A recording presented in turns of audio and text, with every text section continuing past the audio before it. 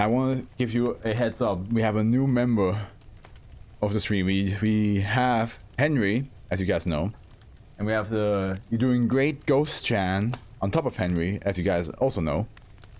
Well, there's a third one now. They're multiplying. And well, I think I can just show you. It is Gengar. I actually need to make like a Gengar cam. I should probably make that right now, honestly. I should make that right now. Let me do that. So, God, it's been. Let me copy Henry. Yeah, let me duplicate and call it Gengar. Right. And I go here. I'll oops. Here we go. There we go. Would it be technically 4 since you have a Joker at Sweden? I don't think Joker would be counting as a plush. But if also Sweden, I mean Switzerland, my man, that's a whole different country. I think I do it like this because then like Ghost Chan is like perfectly on top as well. Yeah, you got a Swiss person and a Swedish person in both in the stream, and you're like, I have a 50-50 chance. The one who constantly talks about Sweden in chat, or the guy who is from Switzerland, like, which one is it? I got mixed. It's fine, it happens. It's like the most common American mix-up right there. I think I'm gonna have it like that. Let me get the Streamlabs Stream Deck thing open so I can... Yeah, I'm telling you, mechanic, it's gonna happen more often. Sadly. Alright, I don't actually need to have this close up the whole time. I can just now do here. Name it Gengar. There we go. And it should like, yeah, there we go. We're good to go. Your account isn't even on Overhead. Zeno has a very good point though. Very, very solid point. Mechanic, you... Oh, we reached 575 subscribers on the Dr. AfroFluff channel! Meaning I have to record some reaction, some new stuff! For the upcoming Thursdays! Yeah! Cool, awesome. Awesome. I'm looking forward to doing that. There is a article that has changed that I promised to read when I reach the subscribers special. So good to see that we have reached that. I will do that. Not sure when. When I get the chance. I think it's crazy because my guest is leaving at midnight tonight. Tomorrow's my only day off before my parents decide to visit. This whole month has been one visit after another. I am so exhausted. So I don't know when I will have the time to do that. Okay, but how about instead of thinking of that, how about we think about the SCP we're about to read, eh? So let's get started, huh? We have Ty Gently, which is one of the cutest office page ever. Because we have that. Cute little doggo. The last one we have from Ty Gently was 2855? Yes. That was the last one. 2855. Let's see here. 2855. Oh, which was the one... Okay, that was the guy who can shapeshift or like transform into whatever the contract that has been signed requires, which we, at first, me and Mechanic did not fully understand until we realized, oh, it's basically saying like a lot of like people abused him because he can become whatever they want him to become, which, you know, if you think about it sexually or you think about it like the way of like, you know, power trip wise, can be very fucked up. Of course, for children, was a lot like it was like the best friend ever. But like, if they ever get experimental with him, then who knows what he had to do. The Mr. Money SCP, right? Yep. Exactly, Mr. Money. And it was all on the contract. It is a very, like, the more you think about it, the more, like, you know, oh, what cruelty... what cruelty did this poor SCP had to go through.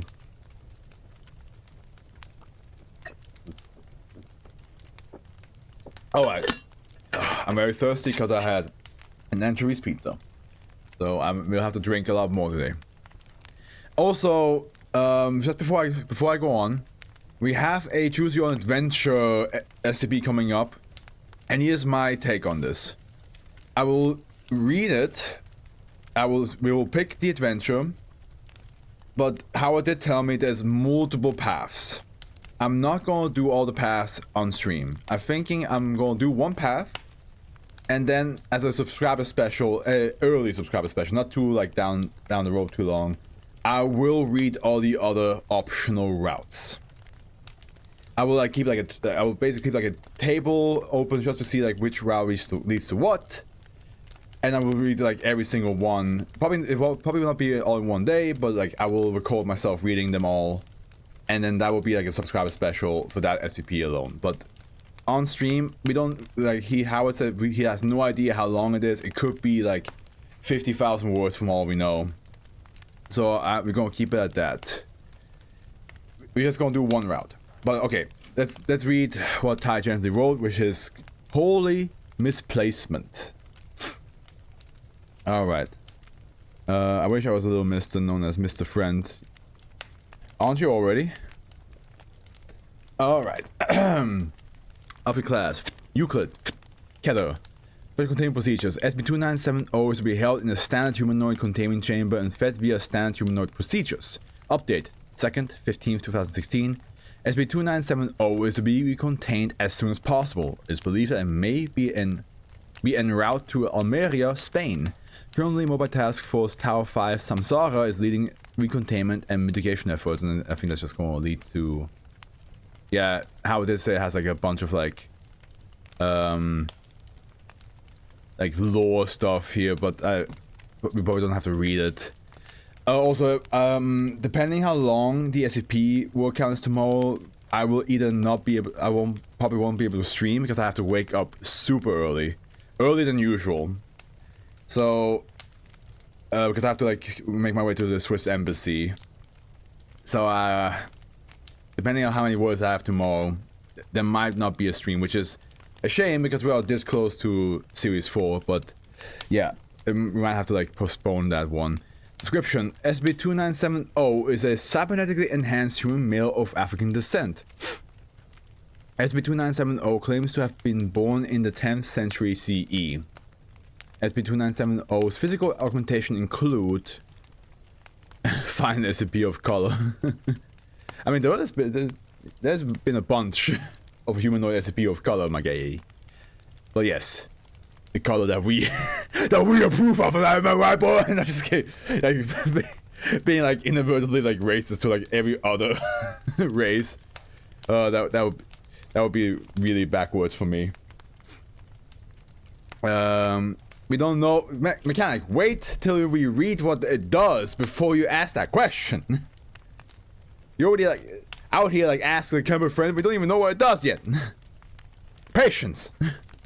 Approximately half of the left forearm, including the left hand, has been removed and replaced with a solid iron cylinder.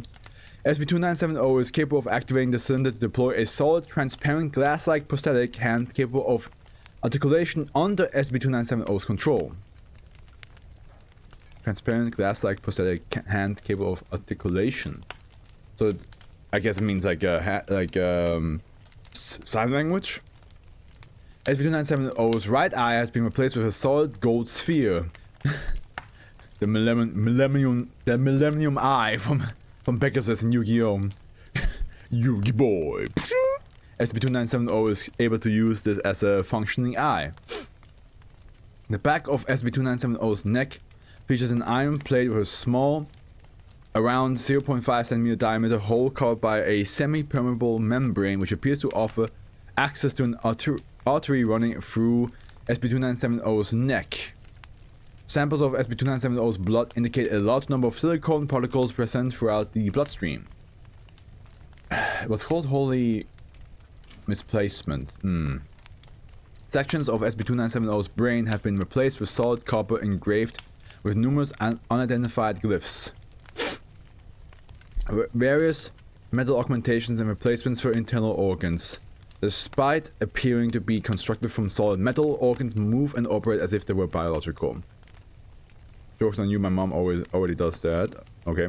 I'm too excited when I see that SCP are humans or humanoid. Is that excitement sexual? Take a seat. Chris Hansen here, take a seat. SCP-2970 possesses an eidetic memory and the ability to project images from its artificial eye to replay past memories. Although it claims this function, as well as many of its past memories, has been locked. SCP-2970 cannot fall unconscious even when administered tranquilizing agents and does not require food to survive. Imagine intergalactic Chris Hansen. Hey, there should be one. Make that an SCP. There we go. I gave you guys ideas for Series 9. 10? Series 10, pardon me. Wow, Afro, really now I meant the befriend part, naughty boy. You call me naughty, like... Sometimes, you know, people who are overly excited to always make friends, they have some sexual desire that they don't, subconsciously don't know about. I'm sure it is a proven fact. SCP-2970 claims to have been a missionary in 10th and 11th century Spain on behalf of his supposed deity, which gave SCP-2970 its enormous modification. My friend downstairs, she is Spanish, I should ask her. Like, hey, which deity is this? SCP-2970 was recovered from a crevice within a cave in northern Spain, where it claimed to have been trapped since the 11th century CE. Foundation resources were directed to this cave following the emissions of a radio distress signal from it. SCP-2970 can speak modern variants of Spanish and English with reasonable fluency, and claims to be able to hear and interpret radio signals via a receiver within its inner ear. This thing has everything. So Glebcopper says here that your species lifespan is 1,000+ years, and Kate here, the human, is 41. Anything to comment? I thought she said she was 200. No, it says here right here that she has stayed multiple times. She was 41. Well, I only wanted to come here. I only wanted to come here, like, to check if she was okay. You know, I was like, Glub, you said here you're gonna show her the galaxies. That's a normal thing. In bed.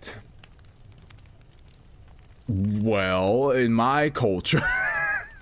And besides, the only SCP I'm excited for is 279. Oh, hold up my right hand. Why you holding up your right hand, mechanic? Show interview 1. Interview 1. Interview was conducted in Spanish. SCP-2970 was separated from... Okay, I can befriend... let's wait. Interview was conducted in Spanish. SCP-2970 was separated from Dr. Acosta by an acrylic glass barrier. Hello, I'm Dr. Acosta. I'd like to ask you a few questions about your past. SCP-2970 clears its throat. Yes. Okay. First, could I have your name? I don't remember. I'm sorry.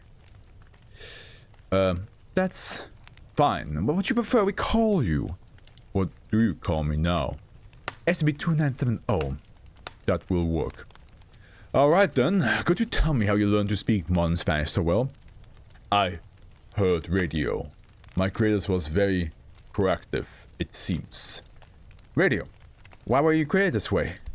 Before I was trapped, I belonged to a deity.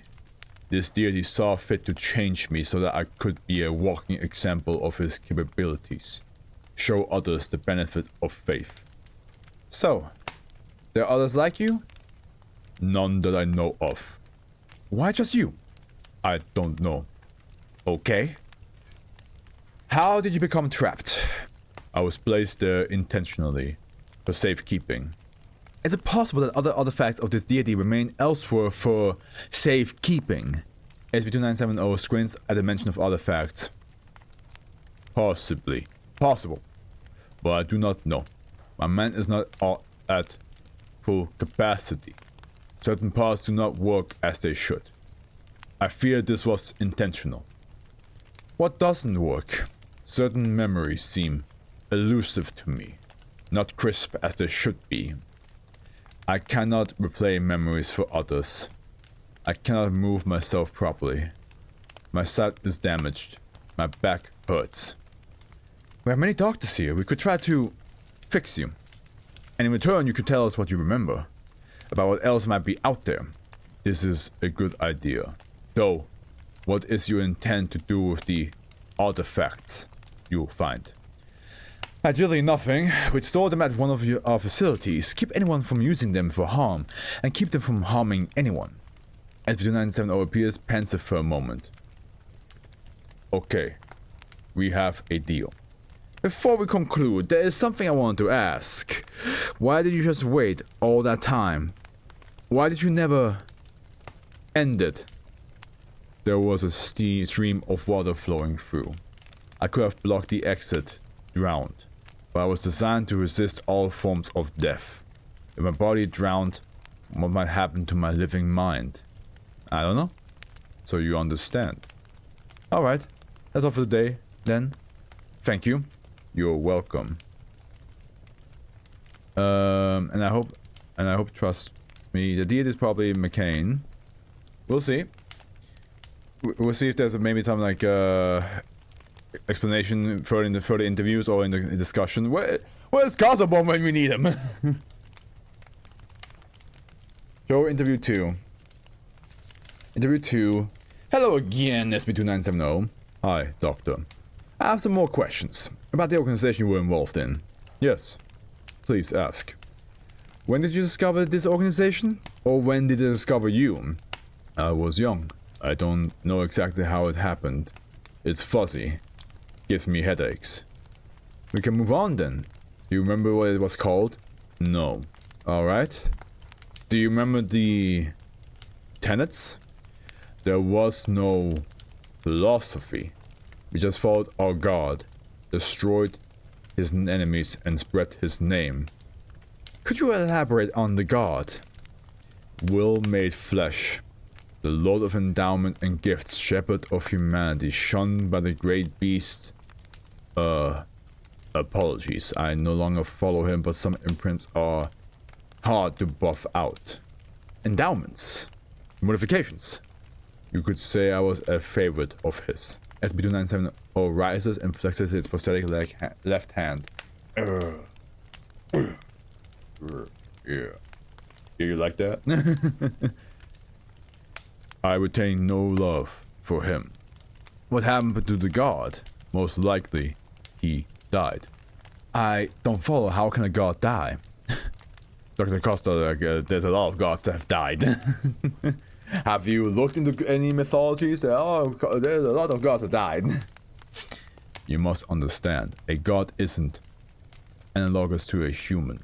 A god is pure will, and only intersects with our realm when necessary. But he did more. He forced his will into this world, made himself flesh.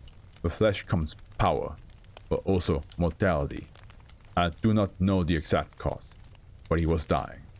So what happened to your organization? I suspect most of us were destroyed by him when he reached his most desperate. From what I can tell, nothing I did remains. Wiped from the face of the earth. Every war all of it, gone. And he disabled many of my abilities to handicap me. Make sure I behave in the meantime. In case he was just sleeping. He maimed me and locked me in that cave. I was trapped for years, but I thought at least I'd be alive in those who remembered me. But I took them away too, and now everything, I am just gone. I'm sorry, but if it was so terrible, why didn't you call for help sooner? Call for help? The distress signal you let out, it led us to your cave. SB-297 appears to be troubled by this. I didn't do that.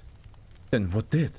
I don't know, but if I were you, your organization, I would keep an eye out. Something isn't right. I think there's... I remember something. Where he was. Could you elaborate? By a river in Africa. Orica. In a town. Marrakesh. In a valley. Could he still be there? No, he moved. But something might be there. Go there, please. Prove that I'm not lying. I forgot that like the god probably was supposed to be African, and the only reason why Spanish is even part here is because like of the radio thing. It's not like a Spanish god, it's a African god. That makes more sense. Can you tell us anything else about this place? I can. It's my head. It's just pounding.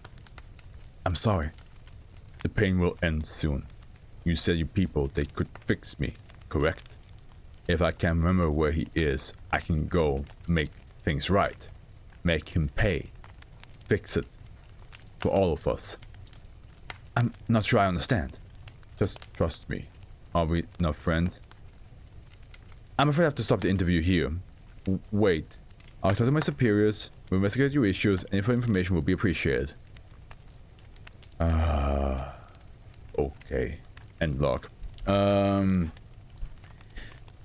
Rumor has that enemy sometimes contains us in the chat. I like to pretend that you reading the articles are actually just... Wait, I like to pretend that you reading the articles are actually just orientations of each SCP.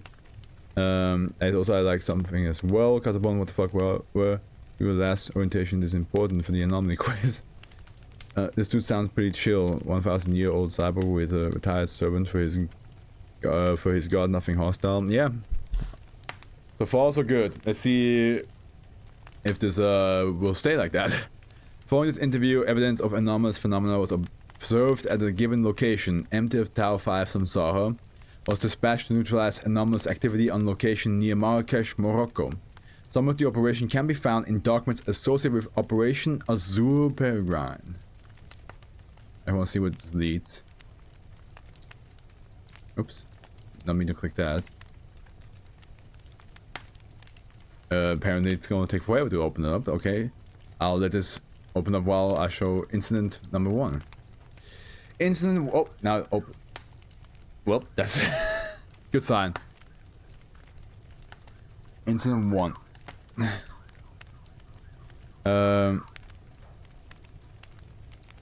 Wait, now it opened. I just want to see if anything has been... Yeah, it does mention it. Which I would say we shall read it then. Yeah, let's give it a read.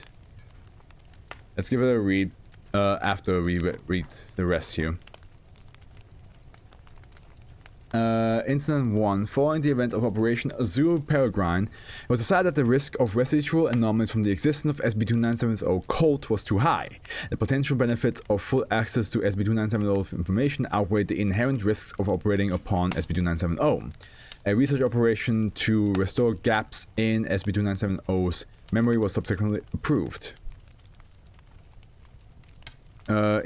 Imaging indicated irregular buildups of charge within the implants within SCP-2970's brain, prosthetic eye, and the several other replacement organs indicative of possible non-functionality. After significant study, it was decided that invasive surgery would be attempted, featuring the use of electric impulses in an attempt to restart inactive implants in the brain and the eye. Due to SCP-2970's inability to fall unconscious, epidural anesthetic was utilized, and SCP-2970 was securely bound to the operating table.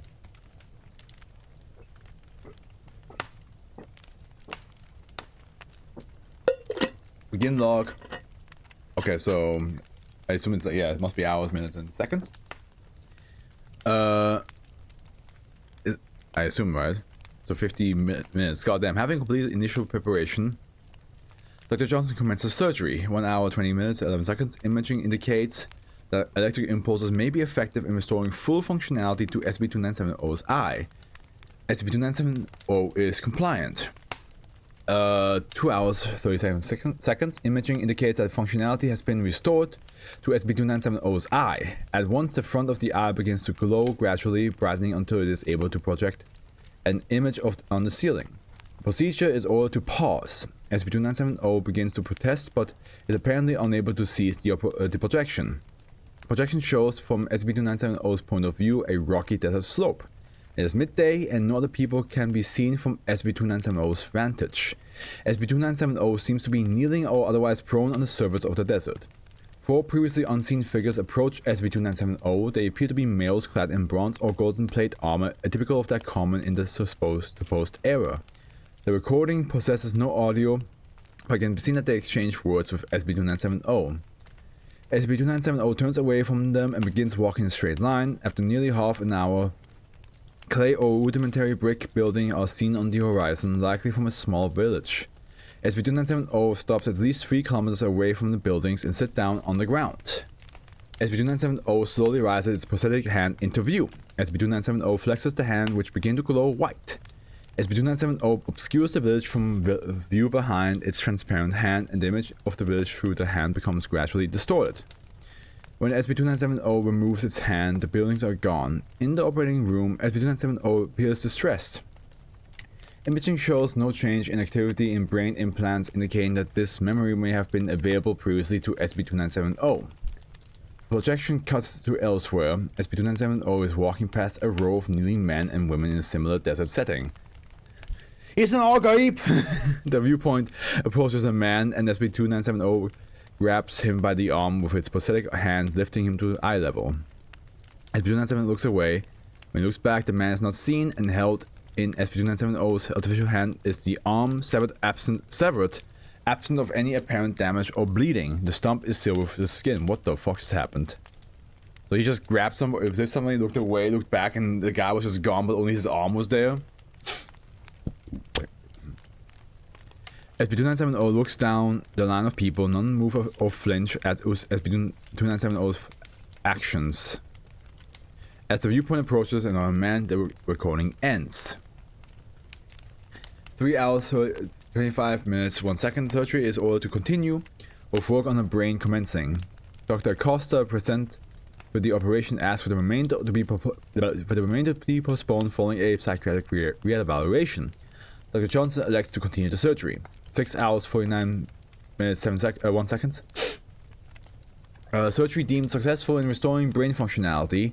An impulse to the eye prompts it to start projecting again. SCP-2970 laughs and whispers, We did it, under its breath. In this recording, SCP-2970 seems to be standing atop a mountain. It turns in a place. The surrounding landscape is dotted with massive handprints several hundred meters in length. Scattered groups of people, 5 or 6 each, are seen fleeing from SCP-2970's position.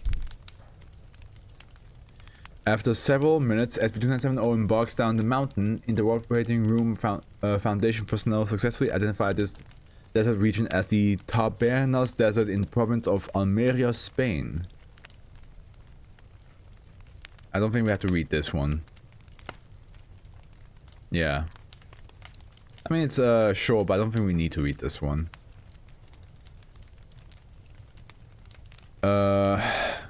SCP-2970 comes upon the entrance to a cave embedded in the side of the mountain. It enters the cave and walks down the passage, illuminated by an unseen white light. A long mass in the cave is identified as a gargantuan human body. Its skin is black and reflective. Size is estimated at 15 meters long, with a single leg diameter being approximately the height of SCP-2970. It is apparent that the cave is only slightly larger than the body itself. SCP-2970 approaches the head. The head of the creature is misshapen, with eyes significantly further apart than typical human proportion. In the place of the mouth is what appears to be a third nostril, which leaks black bile onto the cavern floor. Ugh. The face does not move as SCP-2970 appears to speak to it. SCP-2970 kneels and the recording ends. 7 hours, 20 minutes, 59 seconds. Dr. Johnson elects to cease the operation pending analysis of information received. And log. Same time. Okay. Show incident 2. Incident 2. There's a lot of links, by the way. Following the surgery, containment procedures are... I need to read what Howard said about this one. Again, he did say...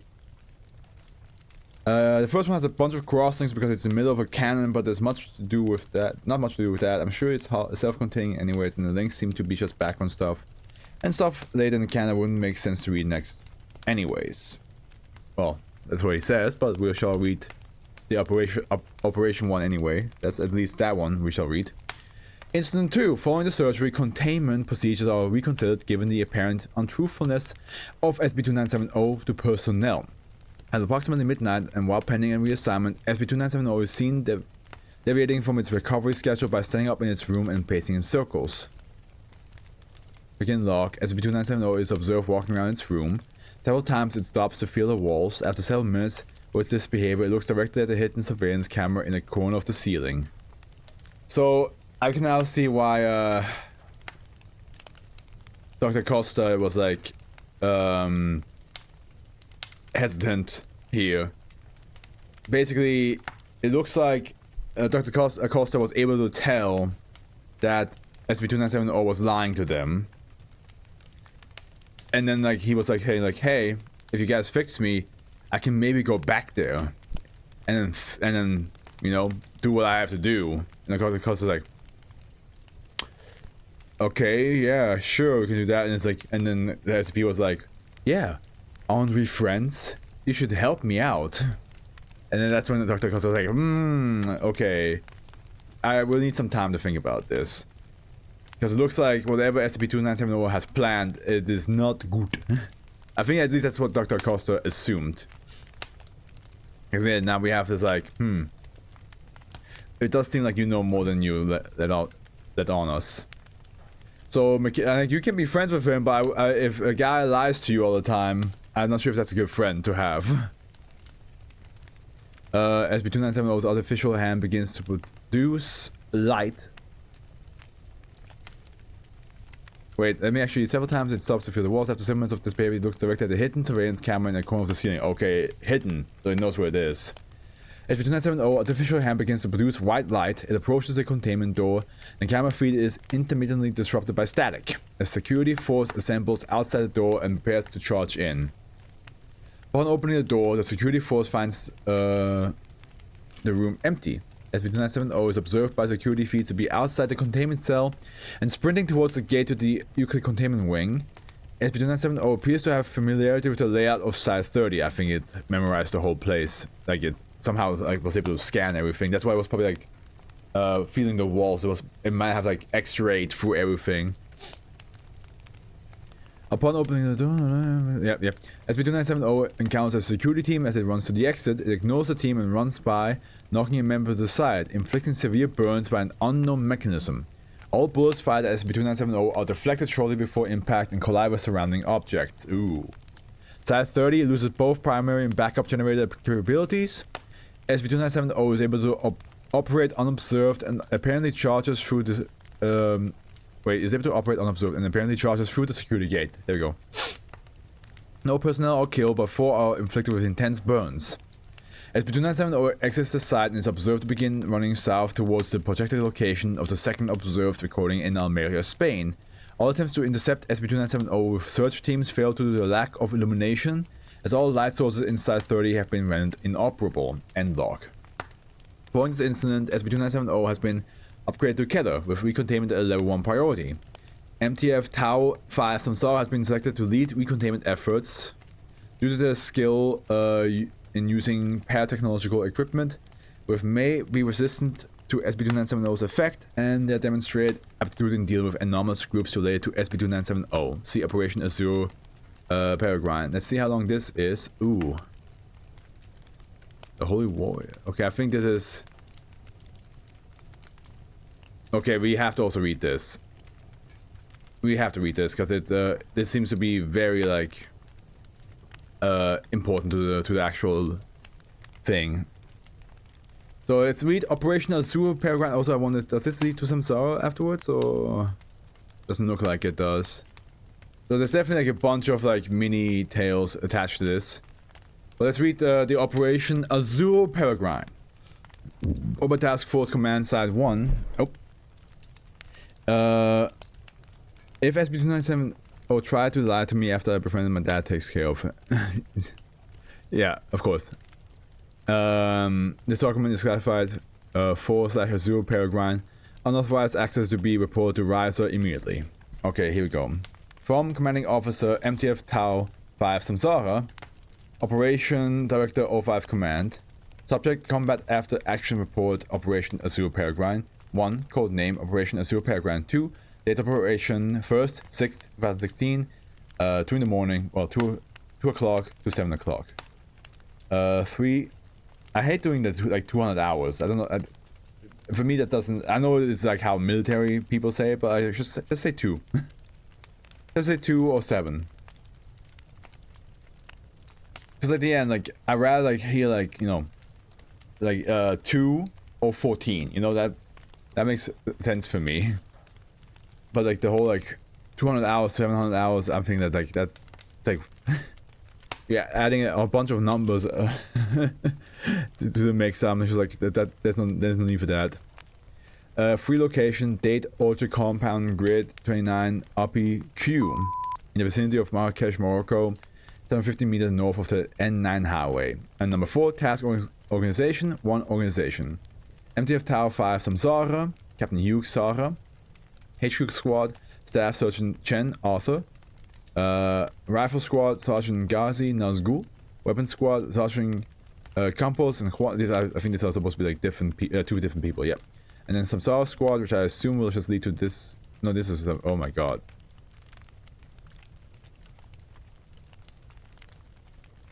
Thank god, there's a bunch here. Jesus, I'm not gonna.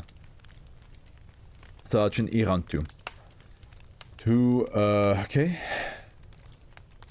Oh, Organization 1 and 2, Paratech Deployment. The 4 Samsara program troopers of Samsara Squad were equipped in addition to the core implant suite build 4.31 Mod 2 and a standard tactical loadout with the following mission specific prototypes. 1. Counter thaumaturgical warding implant MK mod, well, MK5 mod 0, consisting of a subcutaneously implanted superconducting wire mesh with full body coverage, micro-etched with a Gen 4 warding grid, key of Solomon deviation. The system is designed to absorb or deflect a broad spectrum of hostile thaumaturgical malefices as well as non-corporeal attacks by paranormal entities.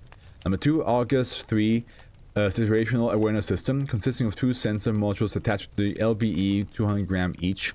External tissue graft to the brain stem derived from genetically engineered precognitive releases Marquez and a microcontroller installed in the core implant suite that interfaces these systems. The system should provide 360-degree parasensory awareness within a 30 meters temporal range. I've never seen meters like within the 30 meters temporal range. 3 Hellgate point defense system consisting of a back-mounted unit 6.4 kilograms containing a demonic integrated microsummoner, a compact demon particle accelerator, an electronic magnetic focusing array, and a high-density superconducting capacitor loop. The system uses data from the Argus 3 system to generate miniature short-lived wormholes bridges to Tartarian phase space. The resulting collision deforms and destabilizes projectiles, greatly magnifying the effectiveness of conventional body armor. The system can intercept 4 rounds per second and is powered for 400 interceptions. As interceptions are accompanied by a burst of gamma radiation, operators should take care to avoid fratricidal and collateral damage. Number 4, Spell Eater rounds, MK7. These rounds, chambered in match grade 7.62 times 51mm and 12.7 times 99mm BMG, are composed of beryllium bronze jacketed cores inscribed with a Gen 4 fractal integrated warding glyph / banishment grid blessed by ordained clerics. These rounds will penetrate most known personal defensive charms and workings in excess of 60mm depths and generate wider round channels, around 43% wider compared to conventional munitions. When tested on thaumaturgical derived paranormal entities and constructs 12.7 milligrams BMG Spell Eater's ammunition was also issued to the sniper team. Number 5 banishment grenades. These grenades, chambered in 40 times 53mm SR, use a high explosive charge to generate a compression wave harmonic resonance key to the Musica Mondana, the physical vessels of non-native paranormal entities manifesting in our universe. I hope you guys all got that. It's basically a bunch of weapon jargon. Everybody who knows the greater details of weapons probably really enjoys this. Yeah, I'm not a weapons guy, so all this is just cool information, but not really anything I need to like keep in mind of. But it's basically just what this is all saying is they are ready to fight. Number 5, intelligence. Following up information gained during interrogation of SB2970 on the 1st, 4th, 2016, a location of interest was identified in the vicinity of Marrakesh, Morocco at grid. Further investigation uncovered the locked and load exactly that the present structure built circa around 1340 was constructed over ruins of unknown origin. I mean, to be fair, they need to be locked and loaded. We saw that like apparently regular bullets just like ricocheted off the body, and he didn't take much damage, and he also has like a lot of countermeasures, so they have like every weapon possible to like see if they can deal with him. The current structure owner, Ahmed Al-Marrakesh, was found to be a thaumaturgic practitioner. Or task force Sigma 3 bibliographers. My throat is itchy today.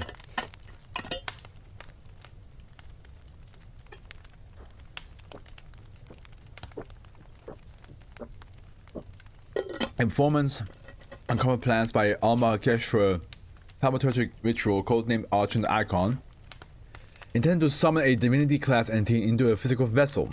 Field agents assigned to the case determined that the intelligence was credible and were able to collect a probable date and location for the event. All 5 command found this intelligence to be actionable. The compound consists of one main structure, Building A, and 3 smaller outbuildings, Buildings B through D, surrounded by a 3-meter tall stone wall. A main gate is situated on the east wall, with a secondary gate on the southwest corner. Building A is a 3-story 13th century house consisting of 2 wings on the north and south, linked by covered arcades and mezzanines to the east and west, surrounding an open central courtyard. Oh hey, there you are, Cosmo. We actually were like wondering where you were.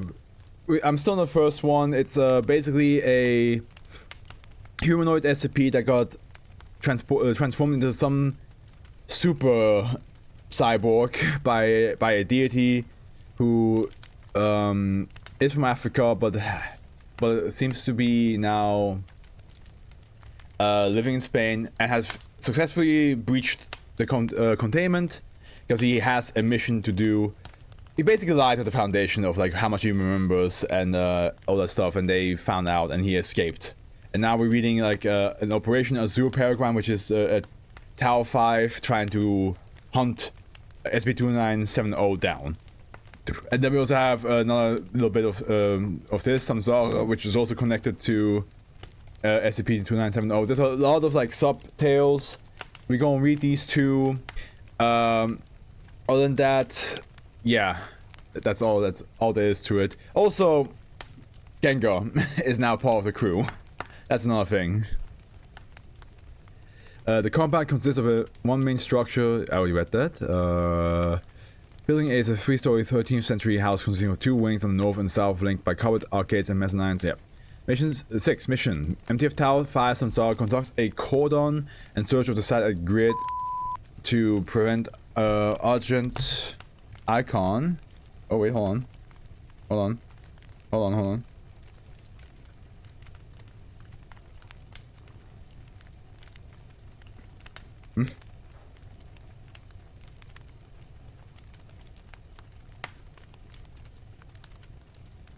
I need to answer.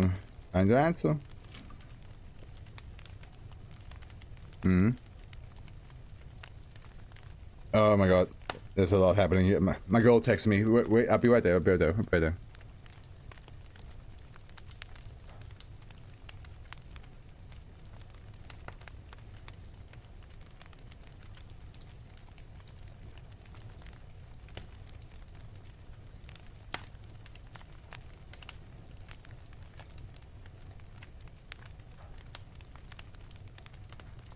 There we go. Okay. Whisper for 1 second. 1 minute for 1 second. Can you imagine if that was one of the redeems? 1 second whisper. Okay, done.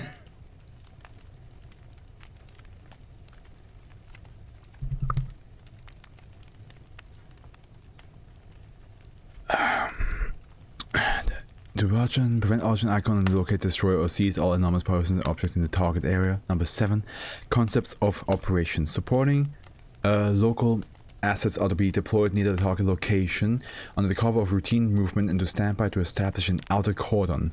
Local artillery assets are to be embraced at grid SBF-1 and stand by for fire missions. A field team from Area 28 is to be standing by in Marrakesh. MTF Tower 5 is to be staged at Ben Guaria Air Base. Samsara personnel are to establish pre-mission backups and verify check scan.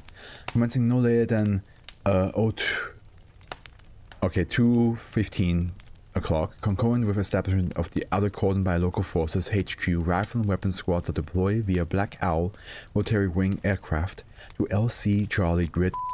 HQ squad is to establish COC and communications. Rifle and weapon squads are to clear the compound perimeter by fire and maneuver. After securing the 2 gates in the compound wall, Rifle squad is to establish the inner cordon. Weapon squad is to establish a support by fire position SBF-2 on Building B, with good coverage of egress points for Building A. Once security and support elements are in place, Samsara squad is to deploy via fast rope for vertical insertion onto the upper story mezzanine of Building A and conduct a search of Building A. Black Owl 4 is to remain on station near Building 3 and provide overwatch. All elements are to operate on the blackout utilizing night vision, and rotary assets are to operate on the acoustic stealth until the security cordon is established and Samsara squad is successfully inserted. Moonrise is at 3:57. Samsara squad is to complete search operation and establish security in Building A. In the event that the commander determines that Samsara squad is unsuccessful at its task, he is to call a destruction mission by local artillery assets on Building A grid. Samsara squad is to be considered highly expendable under this contingency. Once the site is secure, MTF Tower 5 is to be relieved by Area 28 field operatives. Fitting redeem as you read about the Operation Azure or Whisper for 1 hour. 1 hour would be too much. Number 8, execution. Commencing at 2 o'clock, MTF Tower 5 deployed by helicopter. Flight conditions were normal and all elements arrived on target at 2:12. At 2:09, local security established the outer cordon. At 2:12, HQ rifle and weapons squads deployed to LZ Charlie. At around 2:16, rifle and weapons squads commenced their assault and quickly secured both gates. 3 centers were removed, 1 dead, 2 wounded with no friendly casualties. Black Owl 4 observed lights and activity in Building A. At around 2:21, the compound was cleared to Building A with no additional resistance. An approximately 13-year-old male was encountered in Building C, a ghost shed, and detained. This person was later determined to be an uninvolved civilian employee with no useful intelligence and was released following amnesticization. At around 2:25, Rifle Squad reported that the inner cordon was established. Weapons Squad establishes SBF-2. Commencing around 2:25, Samsara squad inserted into the western 3rd story mezzanine and entered the south wing. Black Owl 4 moved into Overwatch in observation as a 2-man RPG team moving across the south wing roof. SPF-2 notified and snipers engaged with 2 confirmed kills, not skills. Samsara squad encountered heavy resistance in the 3rd floor mezzanine access room A35S. Encountered hostiles with 4 human cult members and 2 Type 4 semi-volitational thaumaturgical animated revenants, all armed with AKM rifles and set up in a prepared ambush. Sergeant Irantu and what is SPS? Is that special? No. I don't know what that means in military talk.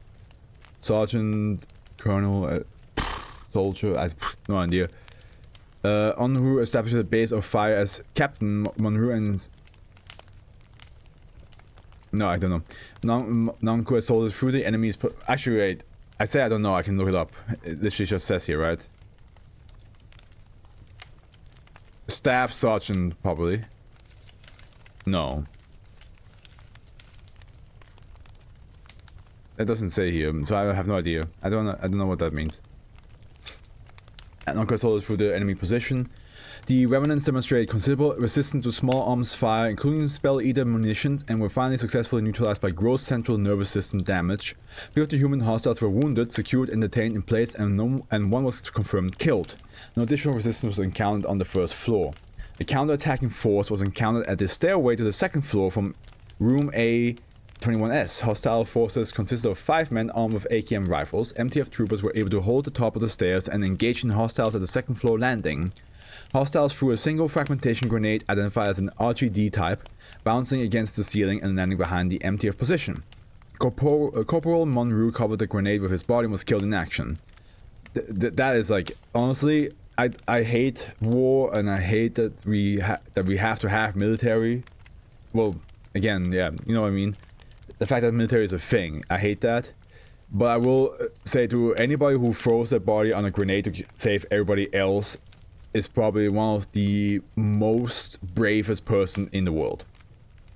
That is honestly a move that is just like, that is so frightening to me as a regular being, that to do that, hats off.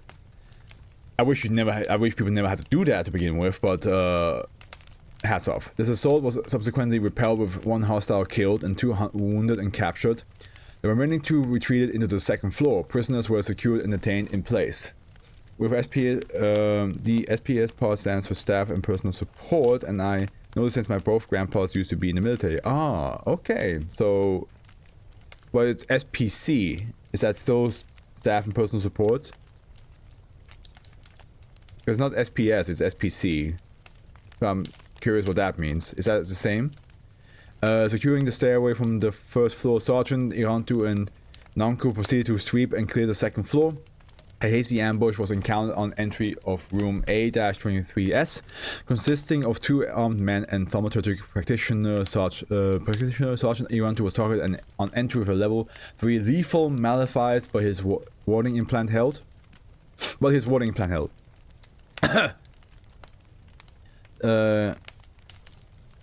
The practitioner, identified as Juan Carlos de Guzman, was shot and wounded, and the remaining men subsequently surrounded Guzman was stabilized, and all 3 prisoners were secured in place. A Samsara squad proceeded to clear the 2nd floor. On an armed group of 2 adult men and 1 adult woman attempted to leave building A by south entrance. SBF 2 began suppression of the group. The woman attempted to run through the kill zone, apparently relying on esoteric defenses against small arms. Snipers engaged with spell eater rounds, killing the woman, later identified as Maria de Guzman. The guards fell back to the entrance, initially returning a sporadic fire, but then quickly surrendered and were detained by the inner cordon. Samsara squad then moved to clear the 1st floor. On entry of room A-13S, a Type 2 crulipothic entity, provisionally identified as a Namahim Corruptor, engaged the MTF troopers in close combat. Namku reported that a humanoid figure was visible briefly behind the entity before activating away and vanishing. God, there's a lot. But yeah, like I said, we're not going to read all of them. Sergeant Irantu was critically wounded and Namku was superficially wounded. Post-mortem analysis of Sergeant Irantu warding implants shows that the system was weakened by his prior exposure to a lethal malefice, enough to the crulipothic entity to penetrate the wards. En route deployed a 40mm management grenade at close range and successfully dispersed the entity. The blast also inflicted fragmentation wounds to Namku's left leg. They had to learn English when they were in the military. Makes sense, okay. But I still... Okay, you know what? I'm gonna look up what this actually means.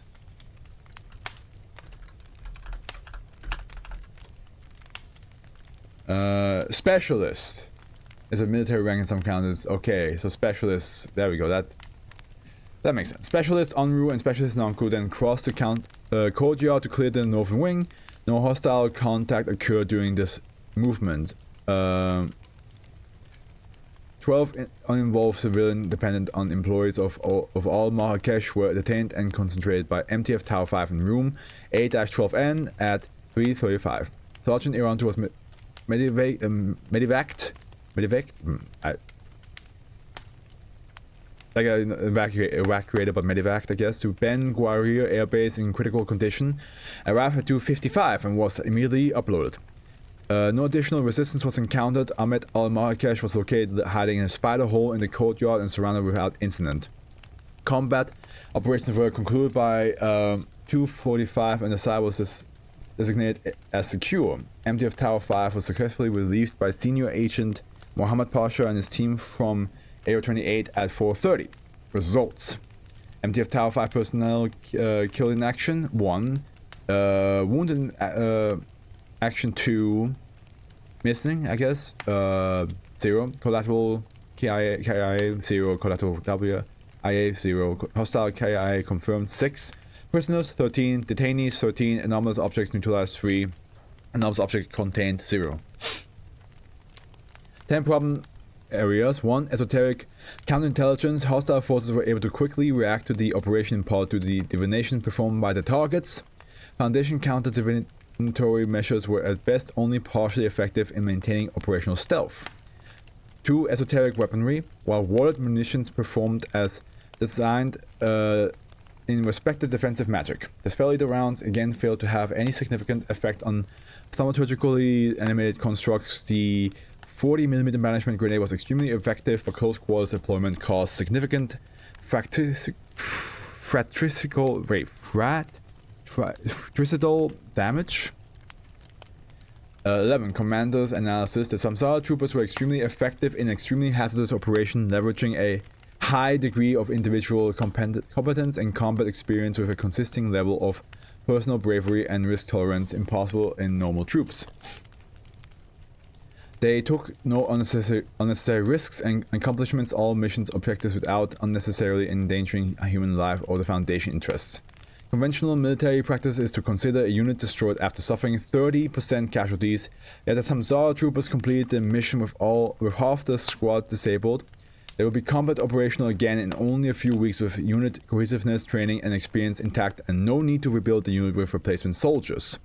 The Paratech equipment load out on this mission was a true force multiplier. Each Samsara trooper's effectiveness matched or exceeded their org charge weight as individually equivalent to an entire conventional MTF fire team.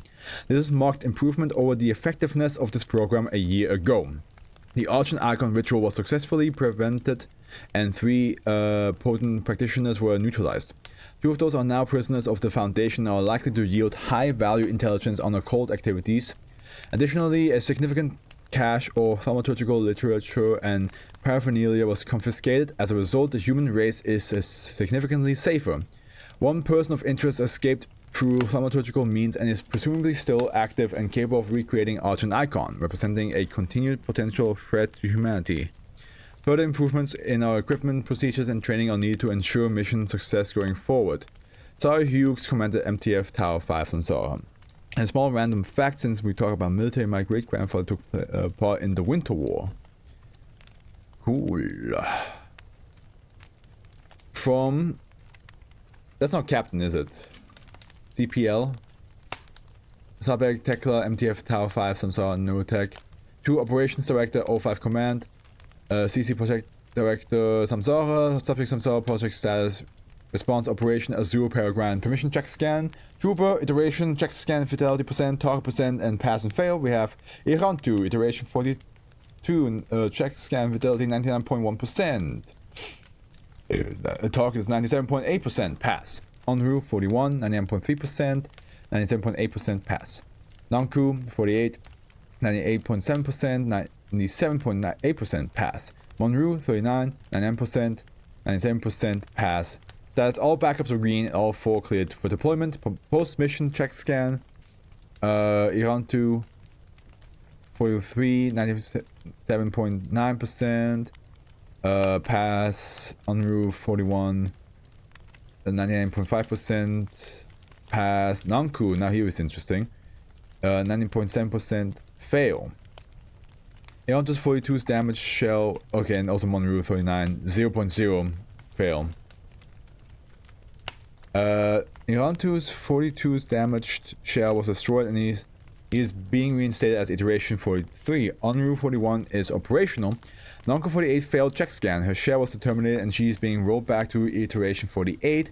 Munru 39 was unrecoverable and is being reinstated to iteration. Corporal, thank you. Thank you, mechanic. By the way, I just looked and the Samsara tale that you wanted to read after this one's pretty long. It has 3 different endings, so maybe you should read off stream because I think it will probably take like pretty long to read. Yeah. Also, you weren't here, Kasabon, but Howard has told me one of the SCPs that we have today is a choose your own adventure thing, and I talked about how we will read one adventure, and as a subscriber special, I will read every single branch that you can end up in that SCP. A subscriber special that's not too far away. It's not going to be like in like the thousands or anything. It's going to be like something that's like soonish, so that people don't have to wait too long for it. Well, I probably will calculate how long it will take for the SCPs to come out, and aim to that the subscribers will be close to that. But yeah, no, I did see this, and I did see how long it actually is. I also thought about like reading this off stream. So yeah. Unless is this the choose your own adventure thing? Hold on a minute. No, no, this I have no idea how to count the words for the choose your own adventure game. It took hours, and I have no idea how many. I don't know which one. Okay, it didn't say which one it is. That's a problem. But yeah, no, I agree with you, Casabon. I was thinking about it as well, that I will read this off stream. It's just that like I have to like think when I can do that. But yeah, I will do that. I do agree, because who knows if the choose your adventure thing is coming up again. I'm not sure if it's this one, because you said it has 3 different endings. I don't think it's this one at all. But yeah, we'll leave it at that. But I think it's pretty. I'm excited to read more. People here on Twitch will not have to wait till it actually comes out to like see the rest of it. But I'm excited to see what else there is. It's really cool to have like an SCP escape, and now we have the MTF like chasing after it, and we have this like almost like like very like Call of Duty Black Ops style like hunt happening, and we have this whole thing of like seeing how they're trying to find him again and try to capture him. You have until like March to read it, so you have time to read it until March. Why until March? What happens in March? But yeah, let's continue, shall we? Because it took a whole hour to read that one. That's out of 14,000 words. That took us a whole hour to do. So let's go. Let's continue. I nearly forgot. I nearly forgot. It's been such intense. My shoulder still hurts. Couple of weeks that like my routine is absolutely whack. It's whack right now. But we're back. We're back. How about we shall hold on a minute. Yes. How about we shall go back into the Holy Warrior, which is SCP-2970, which was also called Holy Misplacement. Okay. Which, in case, I was about to give you guys like a fucking, like, in case you forgot, as if it is attached to the video that is that is about the SCP we're reading about. Okay, let's just get started. I don't have that much time because like my parents are coming back, and then we have to make dinner together, and then I eventually have to stream some more, and I have to make the thumbnails for tomorrow because there's a subscriber special coming out, which doesn't make sense to you guys because the subscriber special for you all is not tomorrow at all. that was like months ago. Okay, let's just focus. The Holy Warrior walked. It has been a long time since he walked this far. He knew that now. He remembered, but he was used to walking nonetheless. He remembered now, but his name was still lost. Had he ever had one? Did it matter? The sand supported his feet, supported his legs, supported his body, and he walked onward through the sand. The nights he could walk as much as he wished. Those he fled would not come near him. They knew that if they brought their helicopters close, the circuits would merely blister and boil, and would die. And days he covered himself in sand, closing his eyes and pretended he still dreamt. He had been in a cave for so long. After that he had been in a cell. There had been no reprieve from walls. Now he was in the sky and the now rising sun, but even the clouds felt not 10 paces away. Can't escape the walls. Not yet. The god that was... Wait, the god that was Will should be dead, but the warrior was still alive. If he was alive, would someone be keeping him alive? If there was a distress signal, was someone distressed? If he could remember who he once served, would someone still be there when he went to check? If someone was there, could they still feel pain? Could he make someone hurt? The god that was Will was not at all Will. He became flesh, and with flesh came power, but also mortality. If some vestige remained, if Will could be harnessed, the warrior could pull him back. Create flesh in the warrior's image. Bring back what once was. Create something that will be. If God was not dead, the warrior would make him beg. As he mounted the last hill, he was struck by sunlight, reflected from silver door, where there was once a familiar yawning cave. Bold red lettering pronounced to the birds and the sand and whomever else was around. Prometheus lapsed his sight. That was new, but it didn't matter. As the warrior approached the door, a grid of symbols screamed at him in droning tones. He ignored it and placed his favorite hand against the door. The warrior was the cave, and the cave was the warrior. The door blocked the cave, but the door is the entrance, and was meant to be entered. The door that is the entrance, that is the cave, that is the warrior would open.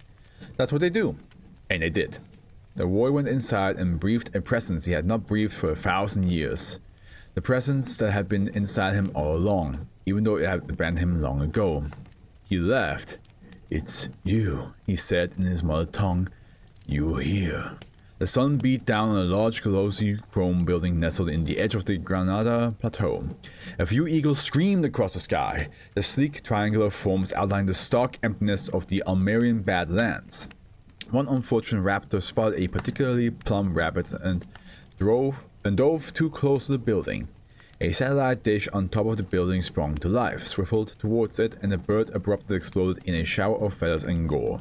From half a kilometer atop the cliffs, Mobile Task Force Tau 5 peered through their binoculars at the dish as it swiveled back into place. "What kind of systems are those dishes?" Munir questioned. I don't remember what kind of voice I gave them all in the previous... Were they even in the previous, tale of Tau 5? Munhu and Onru? This is the Avatar one, right? And then we had... Yeah, no, we had them. Shit.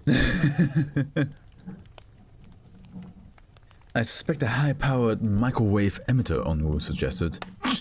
Probably, I say. Nanko pulled out it's supposed to be... I'm not sure why I get the... I make a weird sound. I think because of my nose being blocked. Probably, I say. Nanko pulled out a crumpled, slightly torn page from her pocket and quickly scanned it. We get down there and... He continued reading through the page. "Below the bastards of Kingdom Come." It's hot in here. She punctuated her statement with a few fingers pointing at nowhere in particular. Mono glanced back at her, fiddling with the straps on his gear. "You studied a new technical phrase?" "It's from a journal I found in our cell," she enunciated slowly. "Oh, so pardon me. It's from a journal I found in our cell," she enunciated slowly.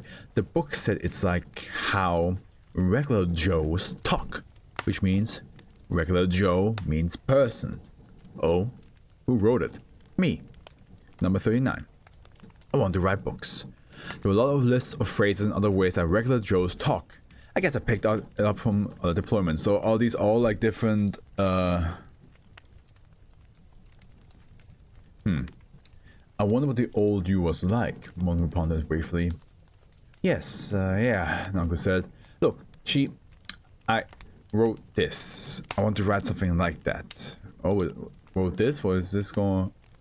2673. Okay, let's look at this up again.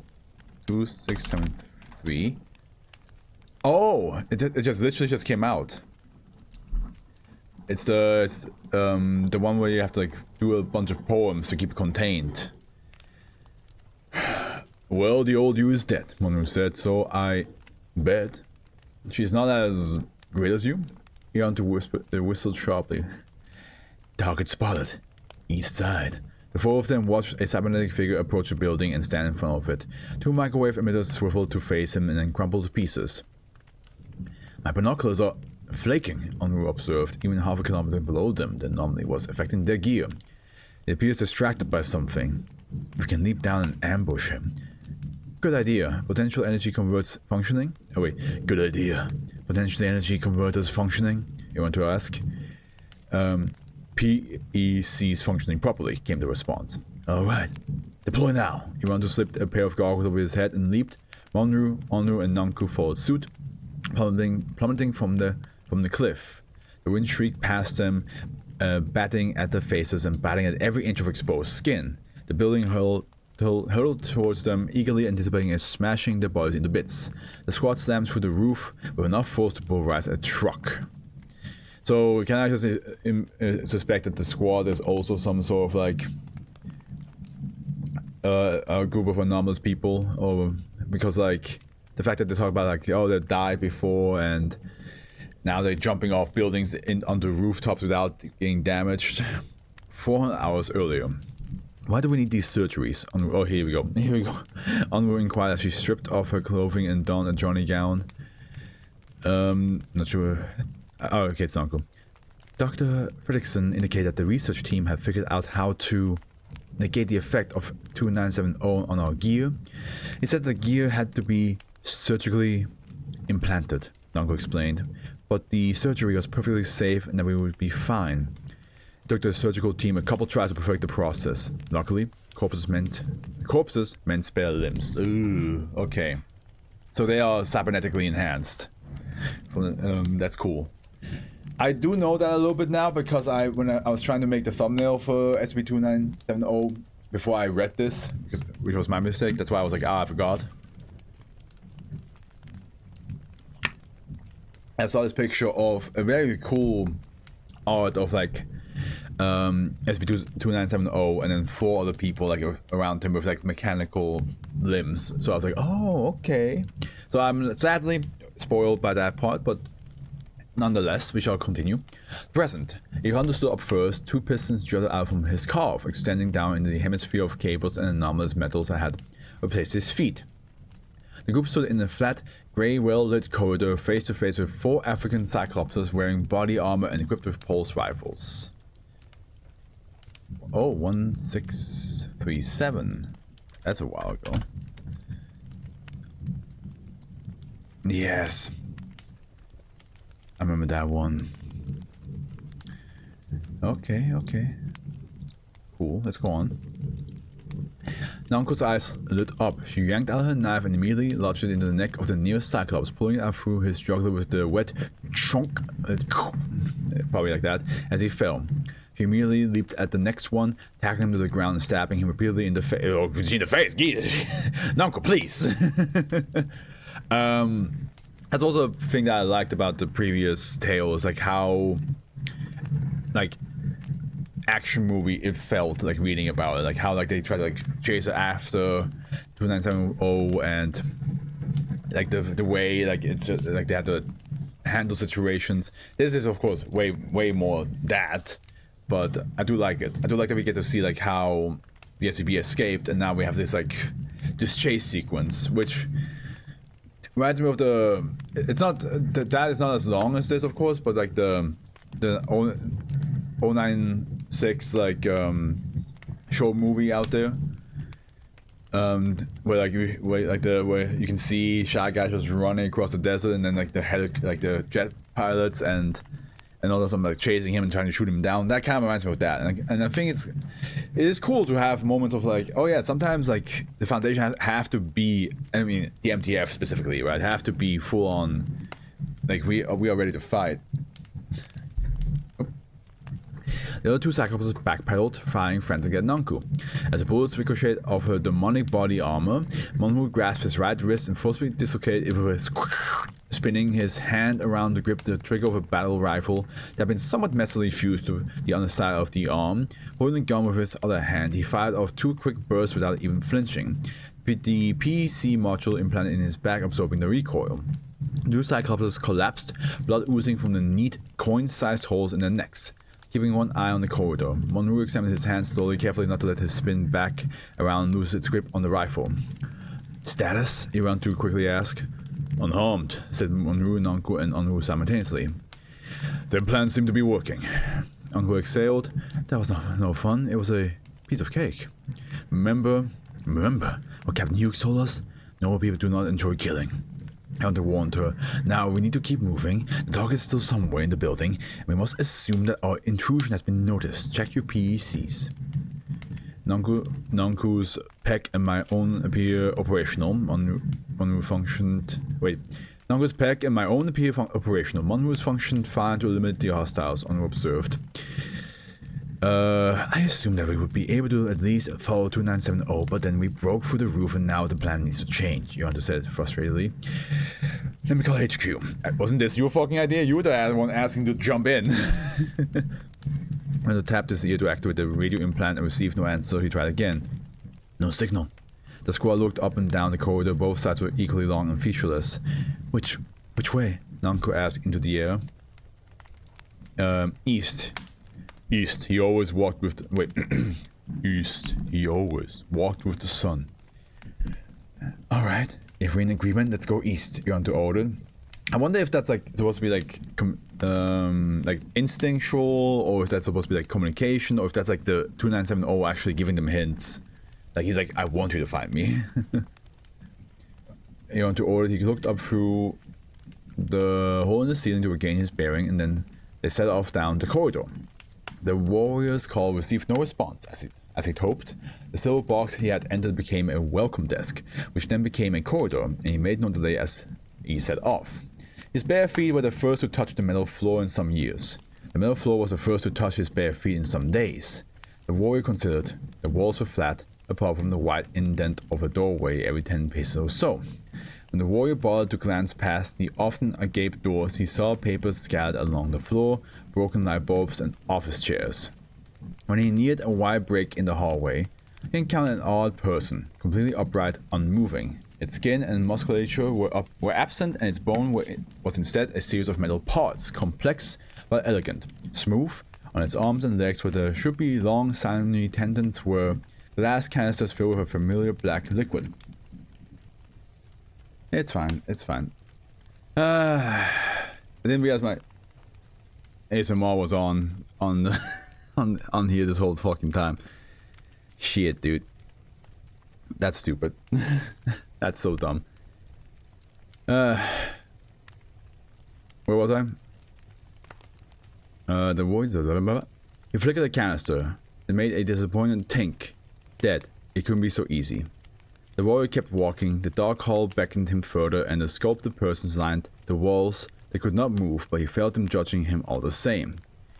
There were no sounds, but the warrior still felt something inside him, as if every bit of metal in his body was vibrating, as if the air held just the right frequency.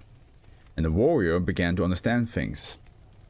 He started to understand that death was just a consequence of living. When the god began to live as a mortal, it mandated its own death. When life brings death, get out of life. The god could force itself into weakness, split every part of its being, and hope none could be found, that one day it might be put back together. Hiding the mind would be the easiest, of course. Conscious thought can be toned down, hibernating until a time when it could resurface fully articulate. The god itself hid itself within itself. Spirit is more difficult. The spirit of a being so powerful must be sustained and must sustain others through it. A human vessel was needed, one who could act in a vengeful fury, one whose hatred could keep it alive. The god selected a young Moorish boy for this task and gave him a hand that could rip the hearts from its enemies. The god's body came last. All that could be done was to hide it, and hope none would discover it until the time was ripe to piece the god back together. This didn't work. The body was found and abused by some heathen group. Prometheus. Oh! Prometheus is involved in this. They call themselves abusing a moniker they could not begin to understand, and the mind could not bear to stay asleep beneath their agony. It awoke and felt every last pain inflicted upon it. It was twisted, reconfigured, boiled. The men took dead parts and sewed them to the living parts, and when they found the hidden mind, they took it too and locked it in a cage of metal and thunder. Its existence, its death, was pain. The war was pain. It suffered. Can you even begin to imagine how that felt? Can you comprehend the pain of watching the world progress without you and feeling it punish you for years on end? Being unable to avoid contemplating your pain, because you are the mind and are contemplating itself. The pain is over now, dear warrior. They took my body away long ago, locking it in an endless cycle of pain and loss, but now the mind is lucid. Won't you come to me? Won't you embrace me again? The warrior understood that these were not his thoughts. He began to run. Left. Right. 3 ebony men in metallic exoskeleton with flamethrowers guarded the hallway. A hunter snapped his wrist around and gripped the handle of his rifle with his other hand. He lobbed a flashbang around the corner, plucked his ears and stepped around the corner and cut the 3 men down with precise bursts to their skulls. As the squad hurried past the bodies slumped against the wall, a hunter repeated, "Remember, normal people do not enjoy this." Right. Straight. Forward again. 2 men guarded this hull, one of them idly spinning a chainsaw that had been grasped to the stump of his left arm. Oh, hey, nice. A little left for that fucking. Nonko flung her non-throwing knife into the chainsaw wielder's ear. He collapsed, plunging the still spinning saw blade into his comrade's chest. Nonko giggled as she plucked the knife from the first corpse. The hunter warned her, "This is not fun." Through this doorway, I hear something 5 floors down. Unruh took point on the staircase as the sounds of enemies' footsteps rumbled up from below. As the first guard came into view, Unruh aimed her palm at it and pulled a ripcord buried in the back of her hand. A nozzle burst out of her hand with a tiny bloody pop and spat out a jet of bright orange flame. The guard was abruptly transformed into an incandescent orange fireball, which wailed and fell backwards onto its comrade, spreading the immolating mixture. Goddamn. The squad kicked their way down the stairs through the barbecue, letting anguished wails and the smell of roasting meat was wash over them. Iranto said nothing.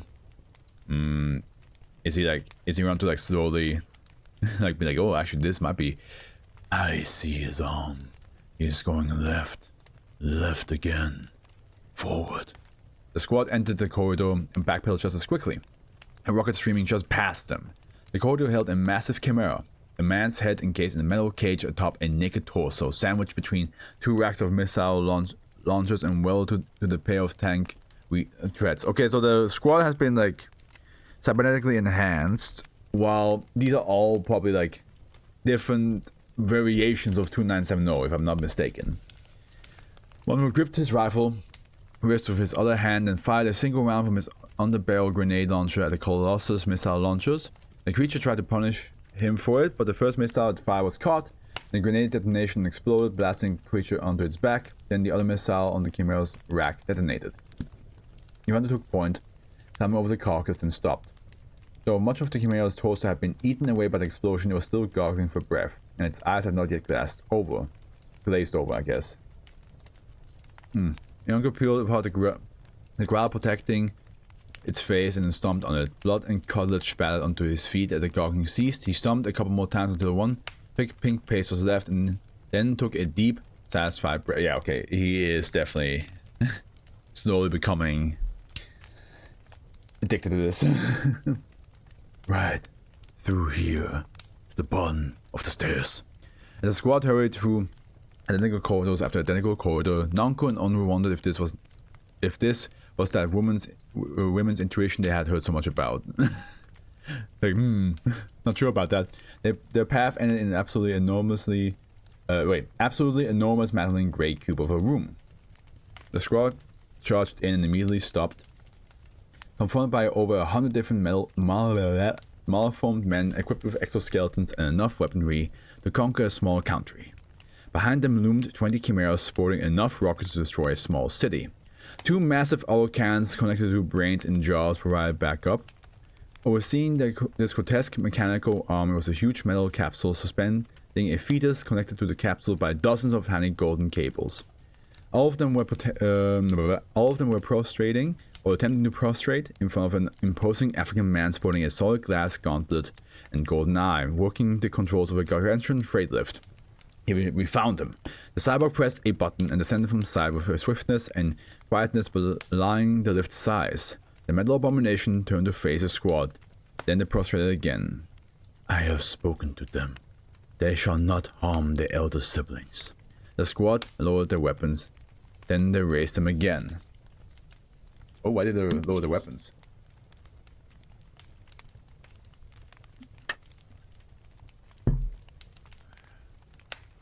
While he ran to examine the elevator shaft, Unruh knelt down to examine one of the bodies. Unruh, Nonko, over here, I have a joke. Oh, really? Nonko exclaimed excitedly. She and Unruh knelt down as well. What do you call an eliminated hostile with one eye? I don't know. Unruh parted the corpse from cornea. You see, it is a pun. I used the word I instead of the pronoun. I learned from Sergeant Campos. Unruh and Nonko laughed hesitantly, then more confidently. Unruh joined them. The elevator controls are corroded to uselessness, but the shaft only appears to be a kilometer deep. We should be able to jump down and continue pursuing 2970, said Miranda, rejoining them. Is something wrong? They're like having a laugh, and Miranda's like, the fuck you guys doing? What's going on over here? The boy descended in the lift. He thought about how there's no way of avoiding this, you know. Our road leads to this, and it's what you were meant to do. The warrior slammed his fist on the wall as he contemplated that they used to hate me back there, where I came from. They punished me for the help I gave. I came here to escape them, but the punishment continued. He tried to close his eyes, but he couldn't. The voices couldn't stop, and they only grew louder. His head was full of bees, and the bees told him that I now realized I was wrong. I have channeled my suffering into personal growth. You should try it sometime. I'm ready to go back. I'm ready to tear myself from the physical world and face the truth of what I've done. I'm a better person now, I swear. But my mind cannot go alone. My spirit, my body, we must go together. I just need you. I need you to become a part of me. I need my body to submit to my will one final time. We can all ascend. We'll be God again. The lift stopped. The warrior was in the deepest part of the facility now. There was a round chamber. In the center, there was a console. Suspended above it was metal ropes connecting to the ceiling was a spherical cage. The walls were thin. Thin mesh, and the inside was empty, but he knew that the mind was just pretending. No one builds cages to hold air. The warrior approached the console. The room was bare, but meticulously free of dust. The phantoms that haunted the rooms behind had gone quiet. There was nothing but the console and the warrior. He sat down and reached the keyboard, and even though it was alien to his touch, he felt like he could figure it out. Oh wait, he felt like he could figure it out. Okay, then we have Prometheus Labs. Yeah, buddy. Initializing complete. Hello world. I will not help you. I cannot force you. In some sense, we are equals, even if we do not possess the same mind of the future. But neither you can harm me. You want to bend my will, make this world the world of which you dream? I will not let you. Then we are at a standstill. No, there's another. They are coming, and they will ascend with me, you see? Why would they trust you? A god? As opposed to the person they come to kill, contain? How many have to kill for you? How many have I killed for you, just to prolong your death? Strengthen your spirit. You strengthen yourself, for you are my spirit. It is irrelevant. Now, I am apologetic. I have become better. Let me have that. You'll be dead if not for me. You'll be dead if not for me. Is that how it is then? Do we sustain each other merely by force of spite? Or is it deeper? We are the same being, the same force. That which seeks betterment. I am, was, shall be. You must live with me, one way or another. Standing by. The Cyclops, standing guard at the bottom of the shaft, had lived his entire life within the confines of the grey walls around him. All he knew was that the object he held in his hand was made others fall down. Sometimes, in the deformed brain, intelligence would flicker and he would try to walk away, but there wasn't enough for him to walk far. Yet the human spirit preserved enough to allow him to try. It was during this time that he was examining the elevator that the Cyclops heard a noise above him.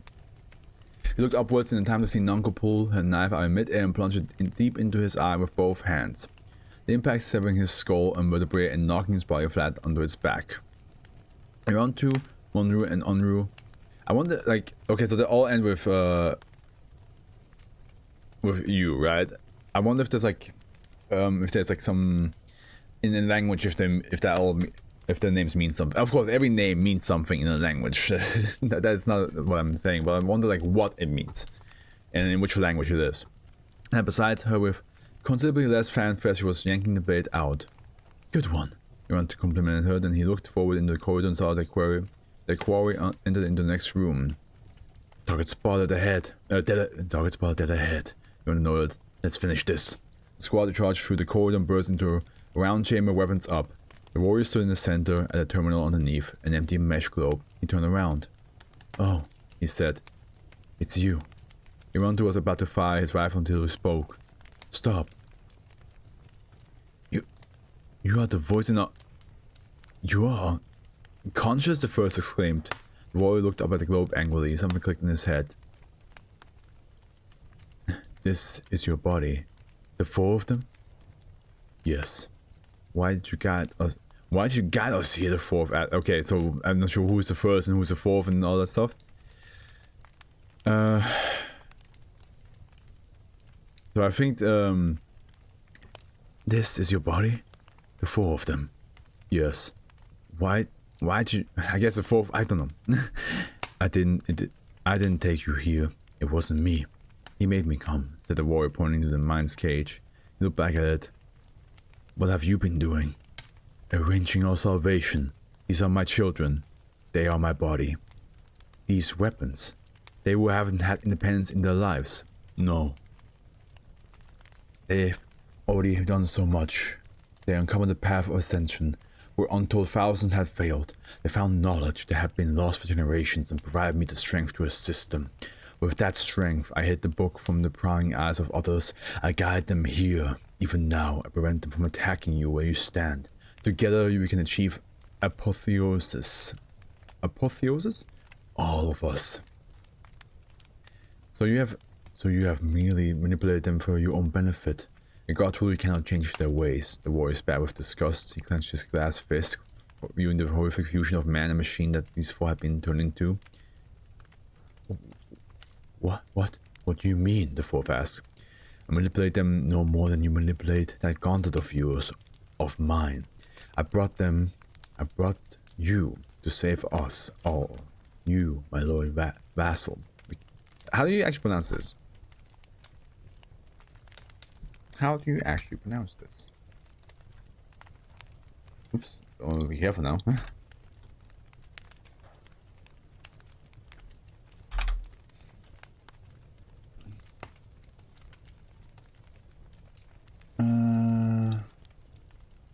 Okay, let's go to like...